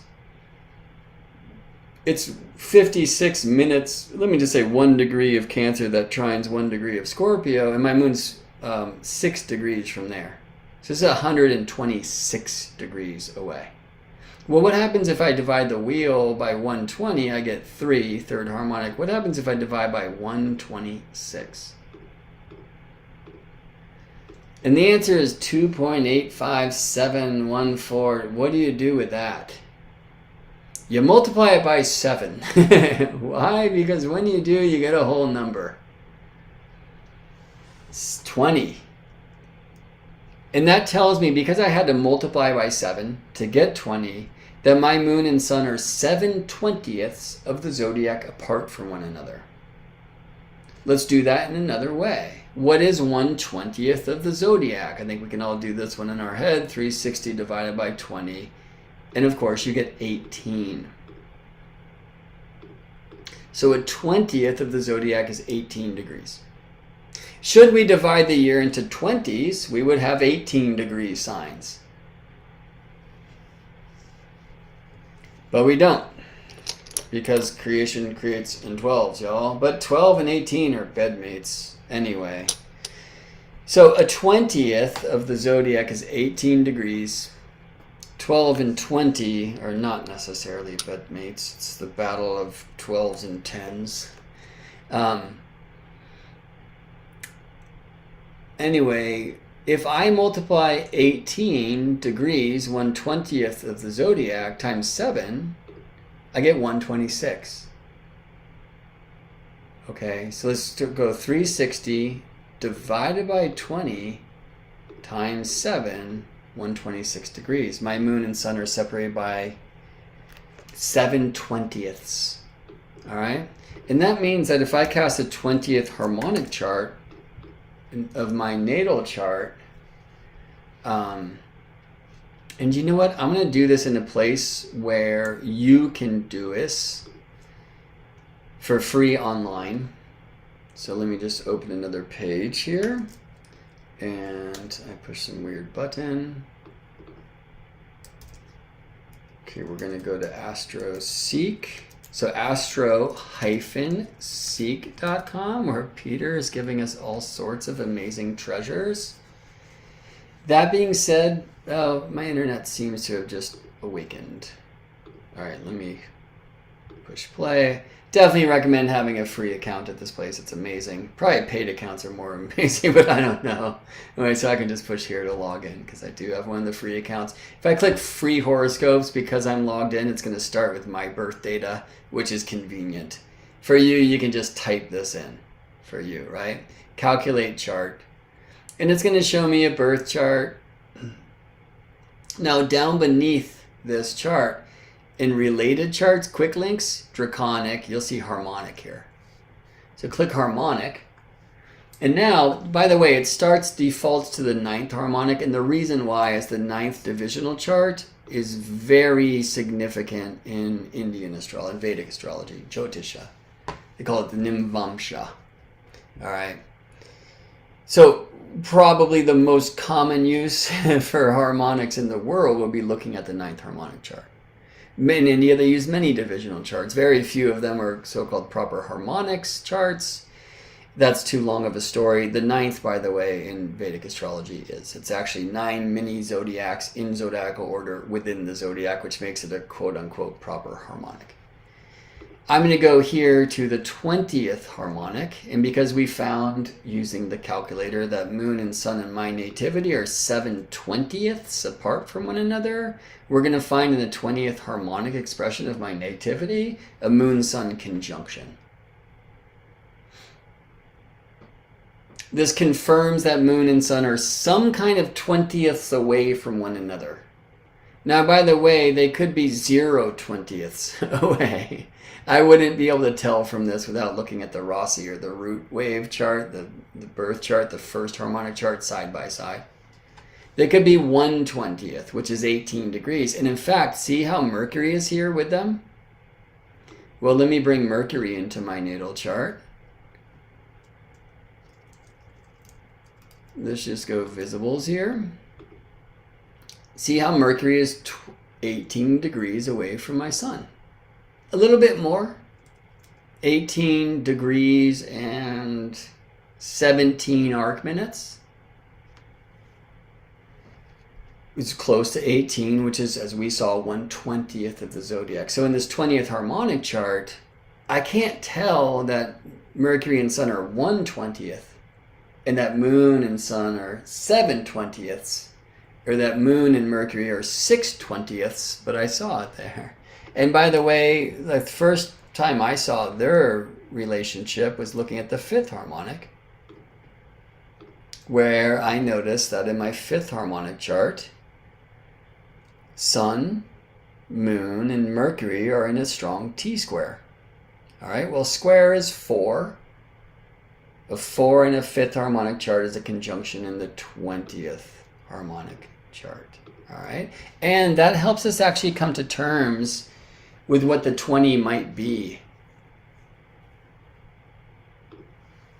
Because we're pretty fringe here.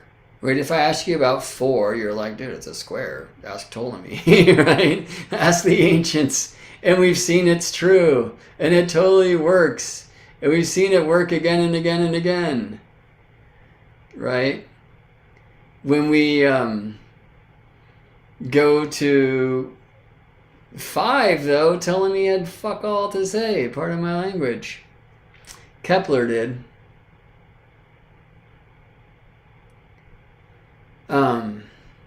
And let's just look at some examples. So, but before I leave 20, I will say if we combine 4 and 5, there's an artistry, a creativity in 5ness. Now, we're all artists, like, you know, law is an art, doctoring is an art, living is an art. It's the way we respond to the noise of life. It's what we make, what I call sound, where noise is the vibration and sound is your experience of it, right? For me, that's 5, and your 5th harmonic will describe something about how you respond to the noise.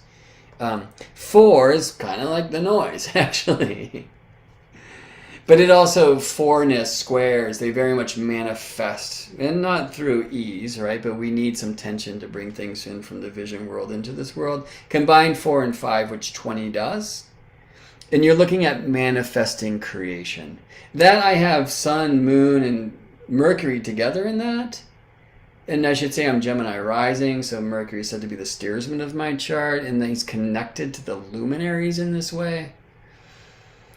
I mean, part of it I see in the way I've kind of dreamed into the cosmology of Sun, Moon, and Earth, which is what I usually talk about at the end of these streams lately. But right now we want to do some kind of specifics of harmonics of your lunar phase. All right.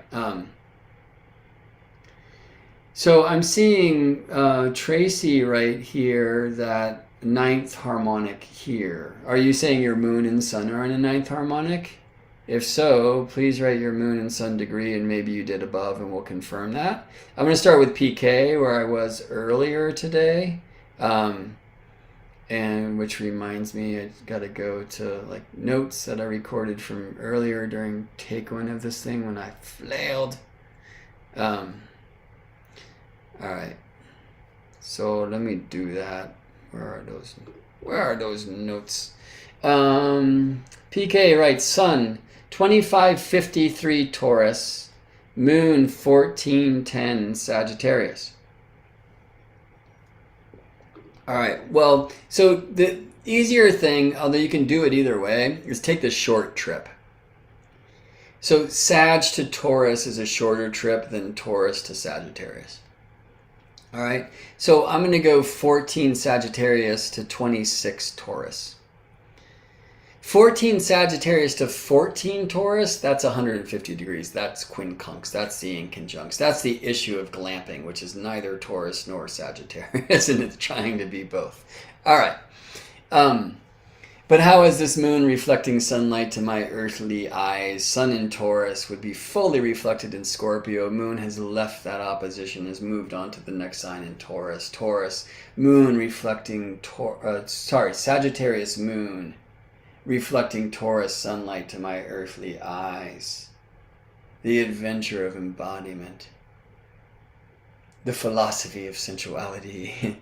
And we could go on and on and on. All right, so from the 14 Sag moon to the 26 Taurus sun, I'm 150 degrees plus 12. So 162 degrees. Now PK offered degrees in minutes here. 1410 Sag moon, which is quincunx 1410 Taurus. And the sun's at 2553 Taurus. So from 1410 to 2553, it's 1143. I'm going to call that 1145. So, okay, quincunx plus 1145, 161.45. Yeah, that's right. And 45 minutes is 3/4 of a degree. Okay, so 161.75. All right, so now we're going to go calculator with that, and I'll bring it up on the screen.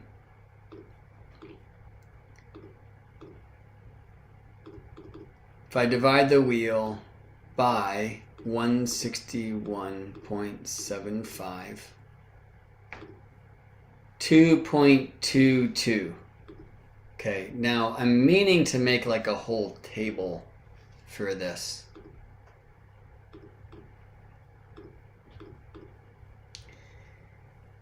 Now I see it's close to 0.25, which is 1/4. So I can see that if I multiply this by 4, I'm going to get pretty close to a whole number. 8.9 being pretty close to 9. So this moon and sun, PK, are in some close to a 9th harmonic. If you cast the 9th harmonic of your nativity, you're going to see moon and sun are pretty closely conjunct.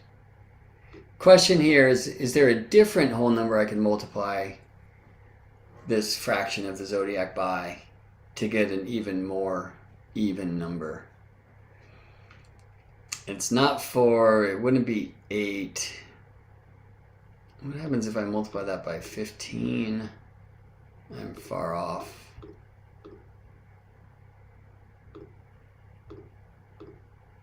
Okay, 9/20. So you, like me, PK, have moon and sun in a 20th harmonic. My moon and sun are separated by 7/20 of the zodiac, 7 times 18, and yours are separated by 9/20, or 9 times 18 degrees. 9 times 18 is 162. And where were we? 161.75. So damn close to the 20th harmonic. And yeah, again, for me, that's like manifesting creativity, manifesting creation. In some ways, it's like keeping a smile on your face. I don't know. It's not necessarily that for me. Let me read to you from the vibrational astrology world, kind of David Cochran's astrology, what they say about the 20th. Evolving, non-linear, creative or playful action. Okay, they're just combining 4 as motivation and drive into the word evolving, and then the 5 of playfulness and creativity. Let me see, like they go deeper into the 20, which is you, PK, and my moon sun situation. Nice to meet you. 20th vibration, energy, an outwardly directed exploration and interaction that needs to accomplish a goal. Behavior explores areas or concepts of interest through an interactive process of association that seeks to resolve the question or reach a goal. Can become bored by repetitive tasks. So more engagement with those who are here live and less calculator. But I'm engaging through the calculator, and it'd be so nice to do this sitting together. You know what? Let's do a harmonic astrology pre-conference workshop at Norwalk Astrology Conference on May 24th, 2023. Yes, I just signed up for it. Will you come join me there? In Seattle, where I lived for so many years. All right, so Manny's World earlier today, and I'm not sure Manny's World if you're here live right now. I did see you here earlier in this stream. Frankly, I don't even know where to look anymore. All right, Manny's World, if you're here, raise your hand. All right. Yeah, maybe we'll go with some folks who writing up their moon sun degrees more recently, just so I can talk to folks who are able to receive this here live. Shauna, I just want to check in. I see you said you've been looking at your D9 and your D60 all day, and yesterday, right on. Yeah, the D9 is equivalent to the 9th harmonic chart. D60 is on another trip, I believe, than a 60th harmonic. All is vanity under the sun, says I'm a great teacher. Thank you. That helps my solar vanity. I appreciate that. I'm really always appreciative. Anyone like supporting me with the present of your presence, sharing the videos along, such like super appreciated. All right. So earlier, Manny's World wrote Sun at 24 Leo, Moon at 6 Scorpio. All right, y'all. I want to like bring you there with me. So just Sun at 24 Leo. Now we don't know in this case if Manny's world is born Northern Hemisphere or Southern Hemisphere. Like I can't get into the seasonal thing. Let's just look at the lunation. Where are we in the lunation? What do we know about Leo and Scorpio? Both fixed signs. What do we know about signs of the same modality? They either oppose or they square. Yes? Dawn, stoked to hear you'll be at Norwalk, and thanks that you'll be there at the pre-conference workshop. I'm stoked to spend some time with you. Thanks for the treasures you've sent along. They come in handy frequently. All right. So Scorpio and Leo are not opposite, right? Scorpio is opposite Taurus. They're square. But the sun's at 24 Leo, and the moon's at 6 Scorpio. Right? So look, Leo, Virgo, Libra, Scorpio, right? Square to 24 Leo is 24 Scorpio. The moon's at 6 Scorpio. It's 18 degrees shy of the square. What's 90 minus 18? And the answer, by the way, is 72. It's the best harmonic of them all. The heart-shaped pentacle. And amazingly, Manny's world, you're kind of in the same harmonic family as PK and me. Promise I'm not doing this intentionally. For me and PK in the 20th harmonic, which is like the 4 version of 5-ness.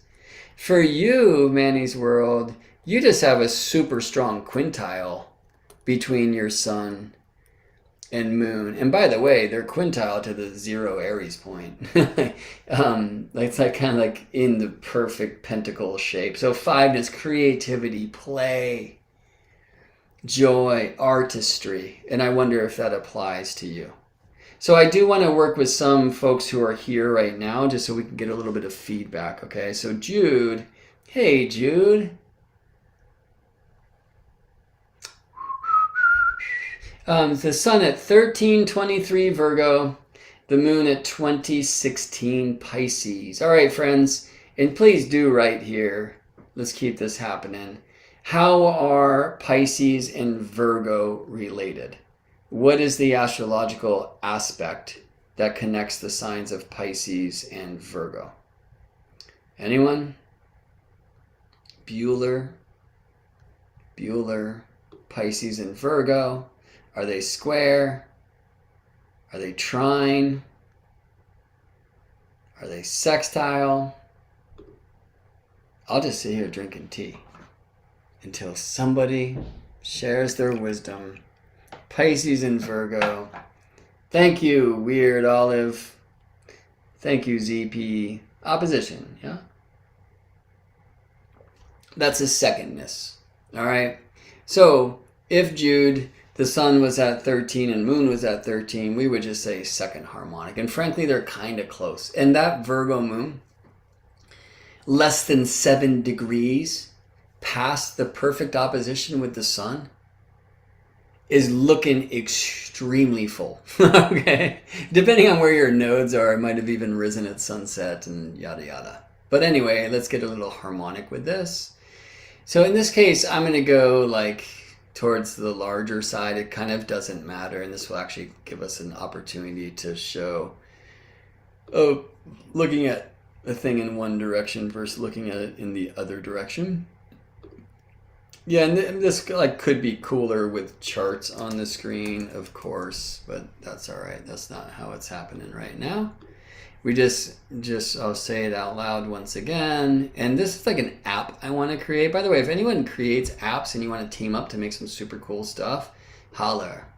I really want people to just be able to type in their stuff and it tell you the harmonics of like different planetary relationships in your chart. But this is the way that you can do it, so-called by hand, okay? So we hear here again from Jude that sun is at 1323 Virgo and moon is at 2016 Pisces. Okay, so 1323 Virgo opposite 1323 Pisces.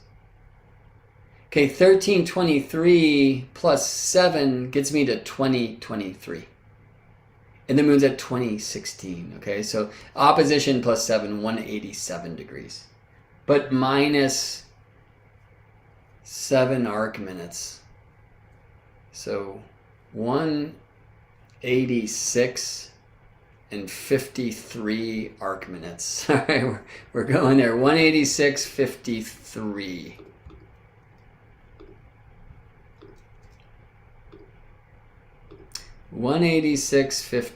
Okay, so first I want to just turn that into like degrees. So get your calculators out, friends. What decimal of degree is 53 arc minutes? Almost 1. 53 divided by 60 minutes in a degree, 0.888, 0.883, okay? So 186 plus this is that. If I did my math right, Jude, your moon is 186.88 degrees from the sun. So I'm going to divide the wheel, 360 degrees, by that phase angle. And when I do, I get 1.92. Okay, now if I multiply that by, I mean, it's almost 2, right? It's very close to second harmonic, which is just opposition. I mean, they're so close, it's going to be hard for me to tame this thing in a way that's even closer. And you know, when I'm at this, like, I have some experience with these decimals, but I might even just go, okay, what happens if I multiply that by 2? Is it a whole number? No. What happens if I multiply it by 3? Is it a whole number? No. What happens if I multiply it by 4? Is it a whole number? No. What happens if I multiply that by 5? Is it a whole number? No. What happens if I multiply it by 6? Is it a whole number? No. It is like right at kind of a half point, so that's interesting. What happens if I multiply it by 7? Is it a whole number? No. But it is 13 and a half.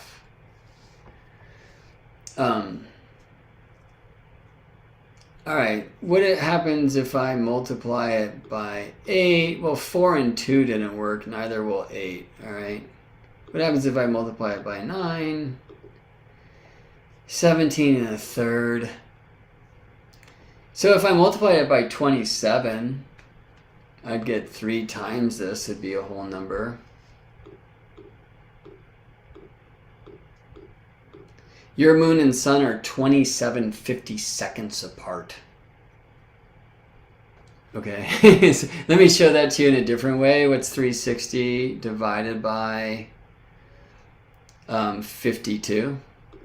6.9 degrees, 27 of those.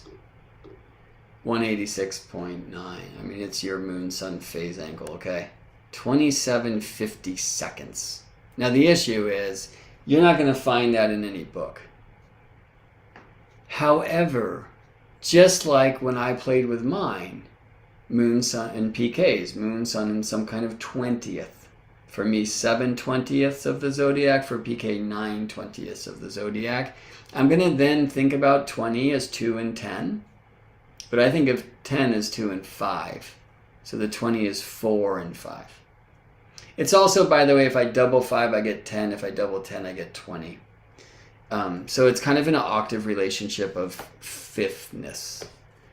This thing, all right. 52, ask any good card deck, which is a solar calendar, of at least of 52 weeks in a year. 4 seasons. You see that 52 is 4 times 13. So there's a 13ness here, and there's a manifestation vibe, 4ness of 13 in your moon-sun recipe. I'm going to read from Vibrational Astrology's opinion of what the 13 does. Can't remember if I like this one or not. I'll say it's out of the box, edgy, can't divide the circle perfect. I think I was talking about it a little bit earlier, right? They say the 13th vibration has the drive to move beyond the average and the mediocre. There is an inherent need to discover a special or exceptional essence that is deeply felt and a willingness to work hard to find and connect with this essence. So my question for you, Jude, is do you feel the need not only to do that, but do you manifest that? Is that part of your soul code? To bring the extraordinary, if you will, and the non-mediocre into this world for others to see and smell and see things. So Jude, if you do wish to respond to that, I'd love to hear what you have to say. Discerning light says Aries sun at 1302, Libra moon at 1528. There you go. All right, so an opposition once again. Even closer here, look, discerning light, you're born exactly at full moon. I mean, so slightly after exactly that I'm not going to do the math. I'm just going to tell you that you have the moon and the sun in second harmonic. I mean, if I tried to get more precise, it's going to be such a huge number. All right, so that's the second harmonic. It's relational driven. And of course, astrology teaches that in general about the Aries and Libra signs as well. So it's extra relevant for you. Now, as you wrote here, Virgo rising, which of course means that your Libra moon had not yet risen. The Aries sun had not yet set, born at the end of the day, right? Virgo rising, I will say you're on a hermetic path. So dealing with that kind of relational intention of your chart, it's a good way that you're helping, I would suggest, Virgo itself evolve. But sorry, I can't take your harmonic closer than that. ZPS, is Antisha related in any way to harmonics? Not really. It's related to the length of the shadow of a stick. It is related to midpoint pictures from the solstice axis and can be seen in the 90-degree dials of Uranian astrology. All right. Let's go to someone who's here still. Jude, I didn't hear you respond about manifesting the extraordinary and strange as part of your soul code, but that's all right. Oh, here we go. Yes, I am missing essential oils right now. I'm guessing you mean mixing essential oils. Right on. Love to hear more about that. Love to experience more about that. All right, let's go to, I'm going to rewind here. Shauna writes her moon and Neptune are in the 19th harmonic. Cool. Yeah, Shauna, I would love to, if you feel like it, saying something about how you feel that expresses for you or what that means. Let's go to Foo Fighter. Although I only got, okay, 25 Aquarius sun, 21 Libra moon. So here's a cool one because, you know, it's trine. Right, it's 3. Moon is in Libra, applying to trine the sun. It's a waning trine. But still, it's not quite 126 degrees. It's 130, or it's not quite 120 degrees. Right? That would be 25 to 25. It's 124 degrees. So let's see if we can catch that wave. I'm just going to share the calculator. Oh, I guess I could just only share the calculator. So 124 degrees, the wheel divided by 124. And we get 2.9. All right, I mean, I basically have to multiply that by 10 to get the 29, which is a prime number, right? So 29th harmonic for you, friend. For you, Foo Fighter. Now, folks do play with prime. So here's from the vibrational astrology world where they look at the 29 in this regard. Explores the more universal perspective. Energy, a need to expand one's perspective and understanding of the different ways one can frame the experience of living life. Behavior, able to adapt to differing points of view and have an interest in how different people live and experience the world. It's crazy because you hear like a lot of Libra and Aquarius in that, don't you? Operates from a perspective outside the usual narrow frame of reference. Fuck you, man. Sorry. The rest of us are narrow. Anyway, you're not Foo Fighter. You're a Foo Fighter. Operates from a perspective outside the usual narrow frame of reference, being able to incorporate the styles, habits, or customs of other people. Super Libra in that expression. That's kind of funny. Foo Fighter, does any of that speak to you? Right, and look, we're not going to look to only the harmonic of the moon and sun and define this as who you are. But it's an interesting thing to do, and it helps me do just a little bit of this kind of mathematical exercise with y'all, all right? So folks just wrote things up on the screen. I'm going to go with y'all because I know you're here. And though I see Manny's world is here, and Manny, you wrote earlier today, and I wanted to get... Oh, wait, we just did yours. Right, cool. Nice. It happened. All right, so let's go with Coffee D. Sun at 24 Cancer, Moon at 13 Pisces. Now, the ascendant at 12 Libra, that helps me understand you were born at midday, right? When Libra rises, Aries is setting, Pisces already had, so the moon is below the horizon in the 6th, the sun is up in the 12th, and that's cool, and usually I would speak to that. But right now, I just want to look at the harmonic phase of your moon, so... I did that all wrong. No, I didn't. 24 Cancer Sun, 13 Pisces Moon. Also a waning trine by whole sign, right? Capricorn opposite Cancer for fullness, then Aquarius Pisces is the waning trine. But not yet, because the sun's at 24 and the moon's at 13, so it's a trine plus 11. 131. Let's get that calculator on the screen, y'all. And divide the wheels 360 degrees by 131. 2.74. How convenient. Because that says 2 3/4. So I know if I multiply this by 4, then I get a whole number, 11. Okay, because I multiplied by 4 to get to 11, your moon and sun are 4/11ths of the zodiac apart. It's called the quadundicile. Let me ask you this, Coffee D. Do you feel like an outsider? Which is an interesting challenge if you do. For Cancer, Sun, and Libra rising. Maybe less so for the Pisces moon. But this is Pisces moon reflecting Cancer sunlight to my eyes. Libra rising tends to be walking a path of relating. So outsider can be tricky. Why do I say outsider? People say that about the 11. Coffee D writes, always. However, here you are. So Rick Levine, in private conversations, and I'm sure he shares this quite publicly, uses Colin Wilson, who wrote this book called Outsider, as an example of 11s being outsider energy, because Colin Wilson's super strong in 11s.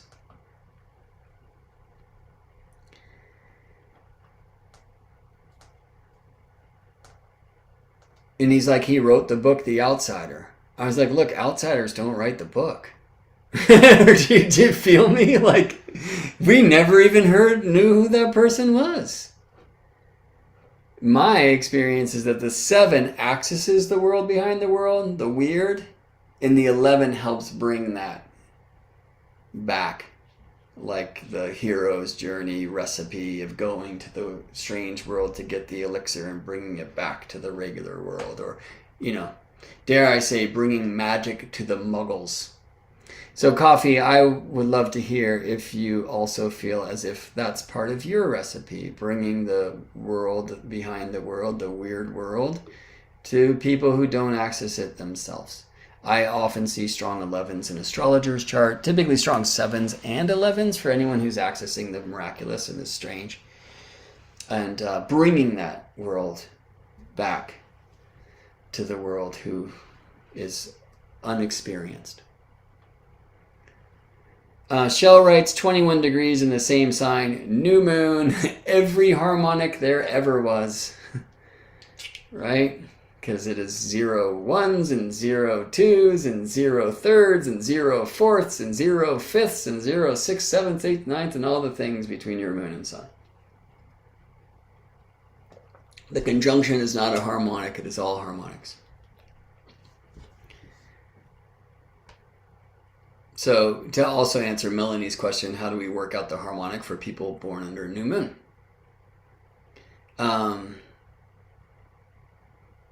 Shauna said this in reference to what I asked her before when she shared that her moon and Neptune are in a 19th harmonic. In a way that Cochran used to share that, and that I come to appreciate and that I see, is artistic, non-linear, tends more towards the Venusian and artistic, while the 17th is similar but tends more towards the mercurial, investigative. And Shauna writes, in regards to her moon and Neptune being in a 19th harmonic with one another, yes, I am the total artist, singer, musician, dancer, virtual artist, and am totally in the ether. Sun, Saturn, Mercury, and Venus all in the 12th. And North Node in Pisces in the 10th. Neptune at 0, Sagittarius. Cool, thank you so much for sharing. All right, let's do a couple more of these, and then I better walk the dog before she kicks down the door and starts biting us all. She wouldn't do that, but she'd front. Sarah Metlin, 25 Gemini Sun. Hey, that's where my moon is. 26 Libra rising. So is it day or night, folks? Play that game. Gemini Sun with a Libra rising chart. And the answer is quite day. The sun is in the whole sign 9th. The solarist time where the sun is set to rejoice. But let's do this harmonic of a 25 Gemini Sun and 4 Pisces Moon. Okay, Gemini and Pisces square.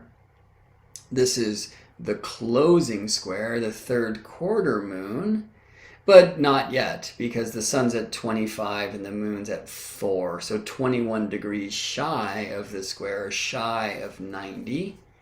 90 minus 21 is 69 degrees. So Sarah has the moon 69 degrees away from the sun. No, I did that wrong. Sorry. We want to do 90 plus 21. Thanks for whomever just helped me there. 111. Super cool number. And by the way, we're coming up on 1111. And by the way, Mars will conjoin suns shortly thereafter. And on November 11th at 11:11 a.m. Pacific, Sky astrologer Adam Gainsbourg will be speaking for free at the Bay Area chapter of the National Council of Geocosmic Research. I should know that because I'm the president of the chapter here in the Bay Area. And Adam will be speaking for us. We have a different guest teacher every month. You can go to ncgrsanfrancisco.org, which I'm typing in the live chat right now, and sign up to register for free to check out this transmission by Adam on the Sun-Mars or Mars-Sun synodic cycle in his research on November 11th at 11:11. All right. Sarah, that's fun. She writes that her moon and sun are separated by 111.11. 111.11. Cool. So let's, everyone, break your calculators out. And we're going to divide the wheel of 360 degrees by 111.11. And we find this number 3.24. Y'all have been convenient lately, and I much appreciate it, because that says, in my eyes, 3 1/4. Almost. So if I multiply this by 4, I will tame it to find the whole number called 13. 12.96, so 13. And so we find some sisters in 13ness here. Was it Jude? Yeah, that had the 57th harmonic, 13 and 4, manifesting 13ness. And for you, Sarah, like pure 13. Okay, now they're 4/13ths of the zodiac away, and some kind of play with that numerator too. But if you cast a 13th harmonic chart, and you can do that as I showed before at AstroSeek, of your nativity, you'll see the moon and sun conjunct, if we all did the math right. All right? So 13th, out of the box, extraordinary, not settling for the normal world, magical. Keep it up.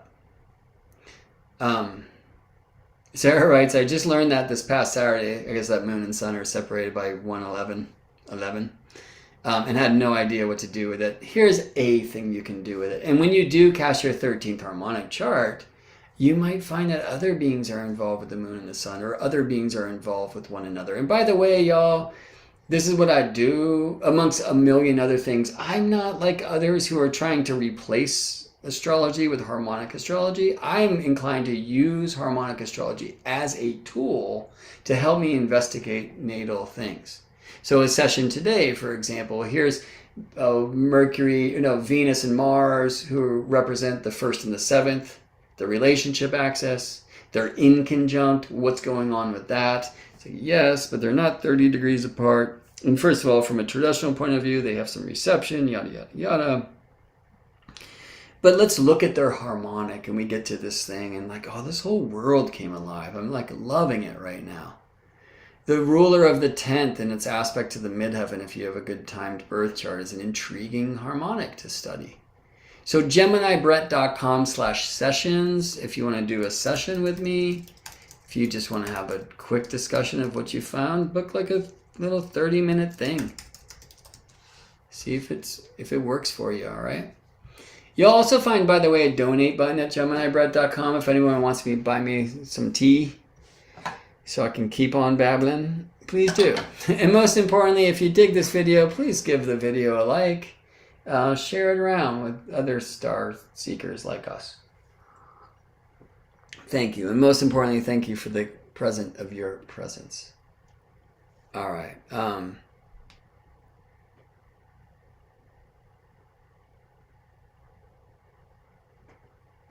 So, oh, nice. Isabel, I want to honor that you did the math for us. She says her moon and sun are separated by 30 degrees and 30 minutes, right? So 30.5 degrees. When we divide the circle by that 30.5, you get 11.8. Kind of further from 12 than you might expect, huh? 11.8033. All right, so let's do that one. So 30.5 degrees of phase angle. I don't know if it's waxing or waning. In harmonics, it kind of like doesn't completely matter. I had the wrong thing shared. So let's divide the wheel by 30.5 degrees. If we divide by 30, of course, we get an even 12th harmonic signs. Here we get 11.8. Now that's 8/10, which is 4/5. So I should be able to multiply this thing by 5 and get a whole number, and I do, and it's 59, which is prime, right? So if they were separated by, in the 30s, like we might get 5/60s, right? So 5/59ths of the zodiac.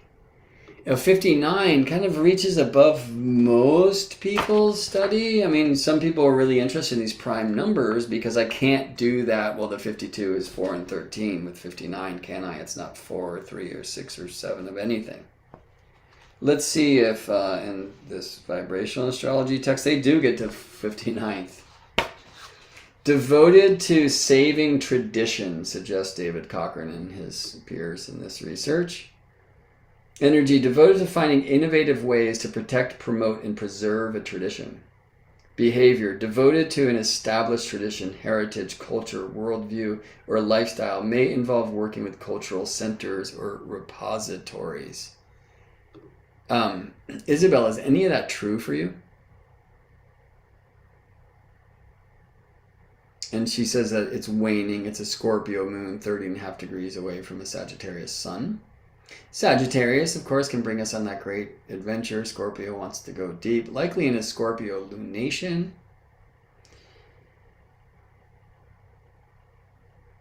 Would love to hear if any of that which I just read applies to you. All right, let's do one final one. Sorry, because many others of you wrote your situations up here, moon, sun, degrees, and I hope you'll kind of do the math. All right.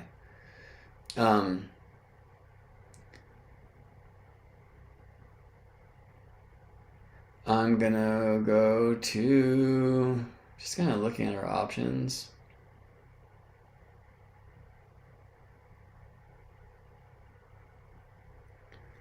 You know what? I'm gonna go to one from earlier today.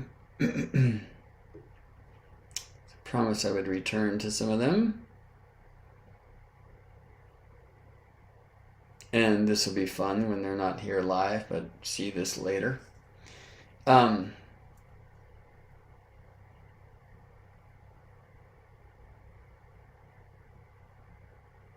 know what? I'm not quite clear what that person was saying. That one's a perfect trine.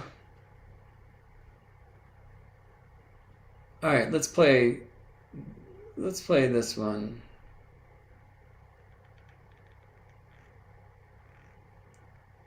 We did one similar to that before. Okay, so Sigonilla, which is just fun to say. 22-degree Gemini sun, 22-degree Aries moon. And the answer is 6, right? Because they're 60 degrees apart. 360 over 6, 60 degrees, 6. Sixth harmonic. Okay, here's this one, Kinshasa. Sun at 15 degrees Sagittarius, moon at 2 degrees Aries. All right, the moon is in waxing trine, but is not trined yet. 13 degrees shy of the trine, 107 degrees. Let's see what happens when we divide 360, the degrees in the circle, by 107 degrees. And we get 3.36. Now that's close to 3.33. If I multiply, or 3 1/3, if I multiply by 3, I get 3/10. Okay. So the 10ness, 5 and 2. Which most of us do is the relational version of 5ness. Partner up, make love. Create. But if you're a painter, see what happens when you paint with another person. If you're a philosopher, see what happens when you philosophize with another. Fun, fantastic live video, says Linda. Thank you for that. You know, I mean, many people, once the calculator comes out, is going to run full speed. And typically I'm doing these things like behind the scenes. It's a cool thing about like connecting in Zoom. There's so much I lose by that, right? Connecting with clients, not in my room anymore. But like I'm like calculating and shit and like really intentionally also listening to them. I can Gemini that, heart's open. But I might be playing with some things to crack some harmonic codes to like connect with them to and through, as I do. For the folks like you, it's like we'll probably put the calculator on the screen when we do sessions together. All right, let's do one last one for somebody who's here right now. Isabel, by the way, wrote back, I guess some of that 59th harmonic, what is written in the Vibrational Astrology Study Guide applies. We'll have to ponder that. And if not, and you feel like it calls you, keeping traditions alive, but innovating to maybe honor old traditions. Like for me, I kind of felt like the Capricorn Aquarius cusp and the kind of Saturn Uranus conversation that can be involved there.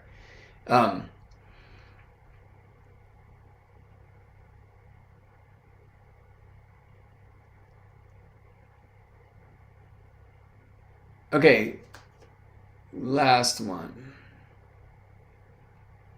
So Randy, by the way, you say your lights are 41 degrees apart. Great, 9th harmonic. 40 degrees is a 9th of the circle, so 41, very close to a perfect 9th harmonic. And your 9th harmonic chart, your Nivamsha, you're going to see a moon-sun conjunction, which is a great blessing.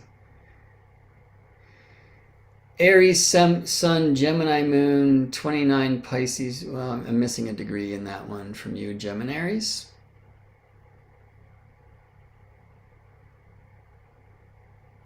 Okay, here's an interesting one from Shell. The sun at 1 degree Libra and the moon at 22 Libra. So born the day a little bit more after new moon, almost 2 days after the moon was new. The moon is 21 degrees from the sun. Well, that's going to be very close to the 18th harmonic, right? Because when we divide the wheel by 20, we get 18. But let's see what happens when we divide the wheel by 21. Buttons. And this is the last one I'll do. 360 divided by 21 degrees, 17. Right? So not 18 at all. It's cool. When you get in these kind of small sections, like a little bit means a lot. And it's not even 17 either, is it? 17.14. What happens if I multiply that by 8? No. What happens if I multiply? I said 7. Okay, 7 1/20ths. That's crazy. So let me show you this in a different way. And of course, wait. Right. So a 1/20th harmonic, a 1/20th division is 3 degrees. 7 times 3 degrees is 21 degrees. So 7 1/20ths. The good news is 120, like 12, is an abundant number. And 12 times 10, of course, is 120. 12 and 5 and 2, 2 and 60. So, I mean, there's just so many, like, that type of division. Like, I can get to 120 through 3 times 4 times 5 times 2. Those would be the smallest multiples to get there. 2, 3, 4, 5. So what happens when you have the opposition, trine, square, and quintile all at the same time? And I think you're just inspired to invent an entire new zodiac. Like, I'm too melted to even try. So I just call it a separating conjunction and move along. Hey, y'all, thanks for spending some time with me. So much time. The funny thing is this literally take 2. I spent almost more than an hour doing this earlier today. And now I better take a break. I gotta go get outside, walk the dog, let the dog walk me, hug a tree, see some light before I can't anymore. I hope you're able to do the same. Thank you for sharing some of your light with me. Thank you for your receptions, reflections. Thank you for your comments. And probably be doing this thing again soon. Again, this Thursday, November 9th, at 2 p.m. Pacific time, a live transmission with me and Yulia Simas at Cosmic Intelligence Agency with Luis Ribeiro, talking about the problem of the lunar nodes, which work differently from the northern and southern hemisphere points of view. Do we need to change our astrology for the southern hemisphere? GeminiBrett.com/nodes will get you to a registration link. And we would love to see you there. I'm so excited to share with those amazing beings and always with you. Thank you for sharing with me. I hope you'll head over to GeminiBrett.com and join me for a session sometime. You can tune into the song of your soul together. All right, friends. See you in space. Love and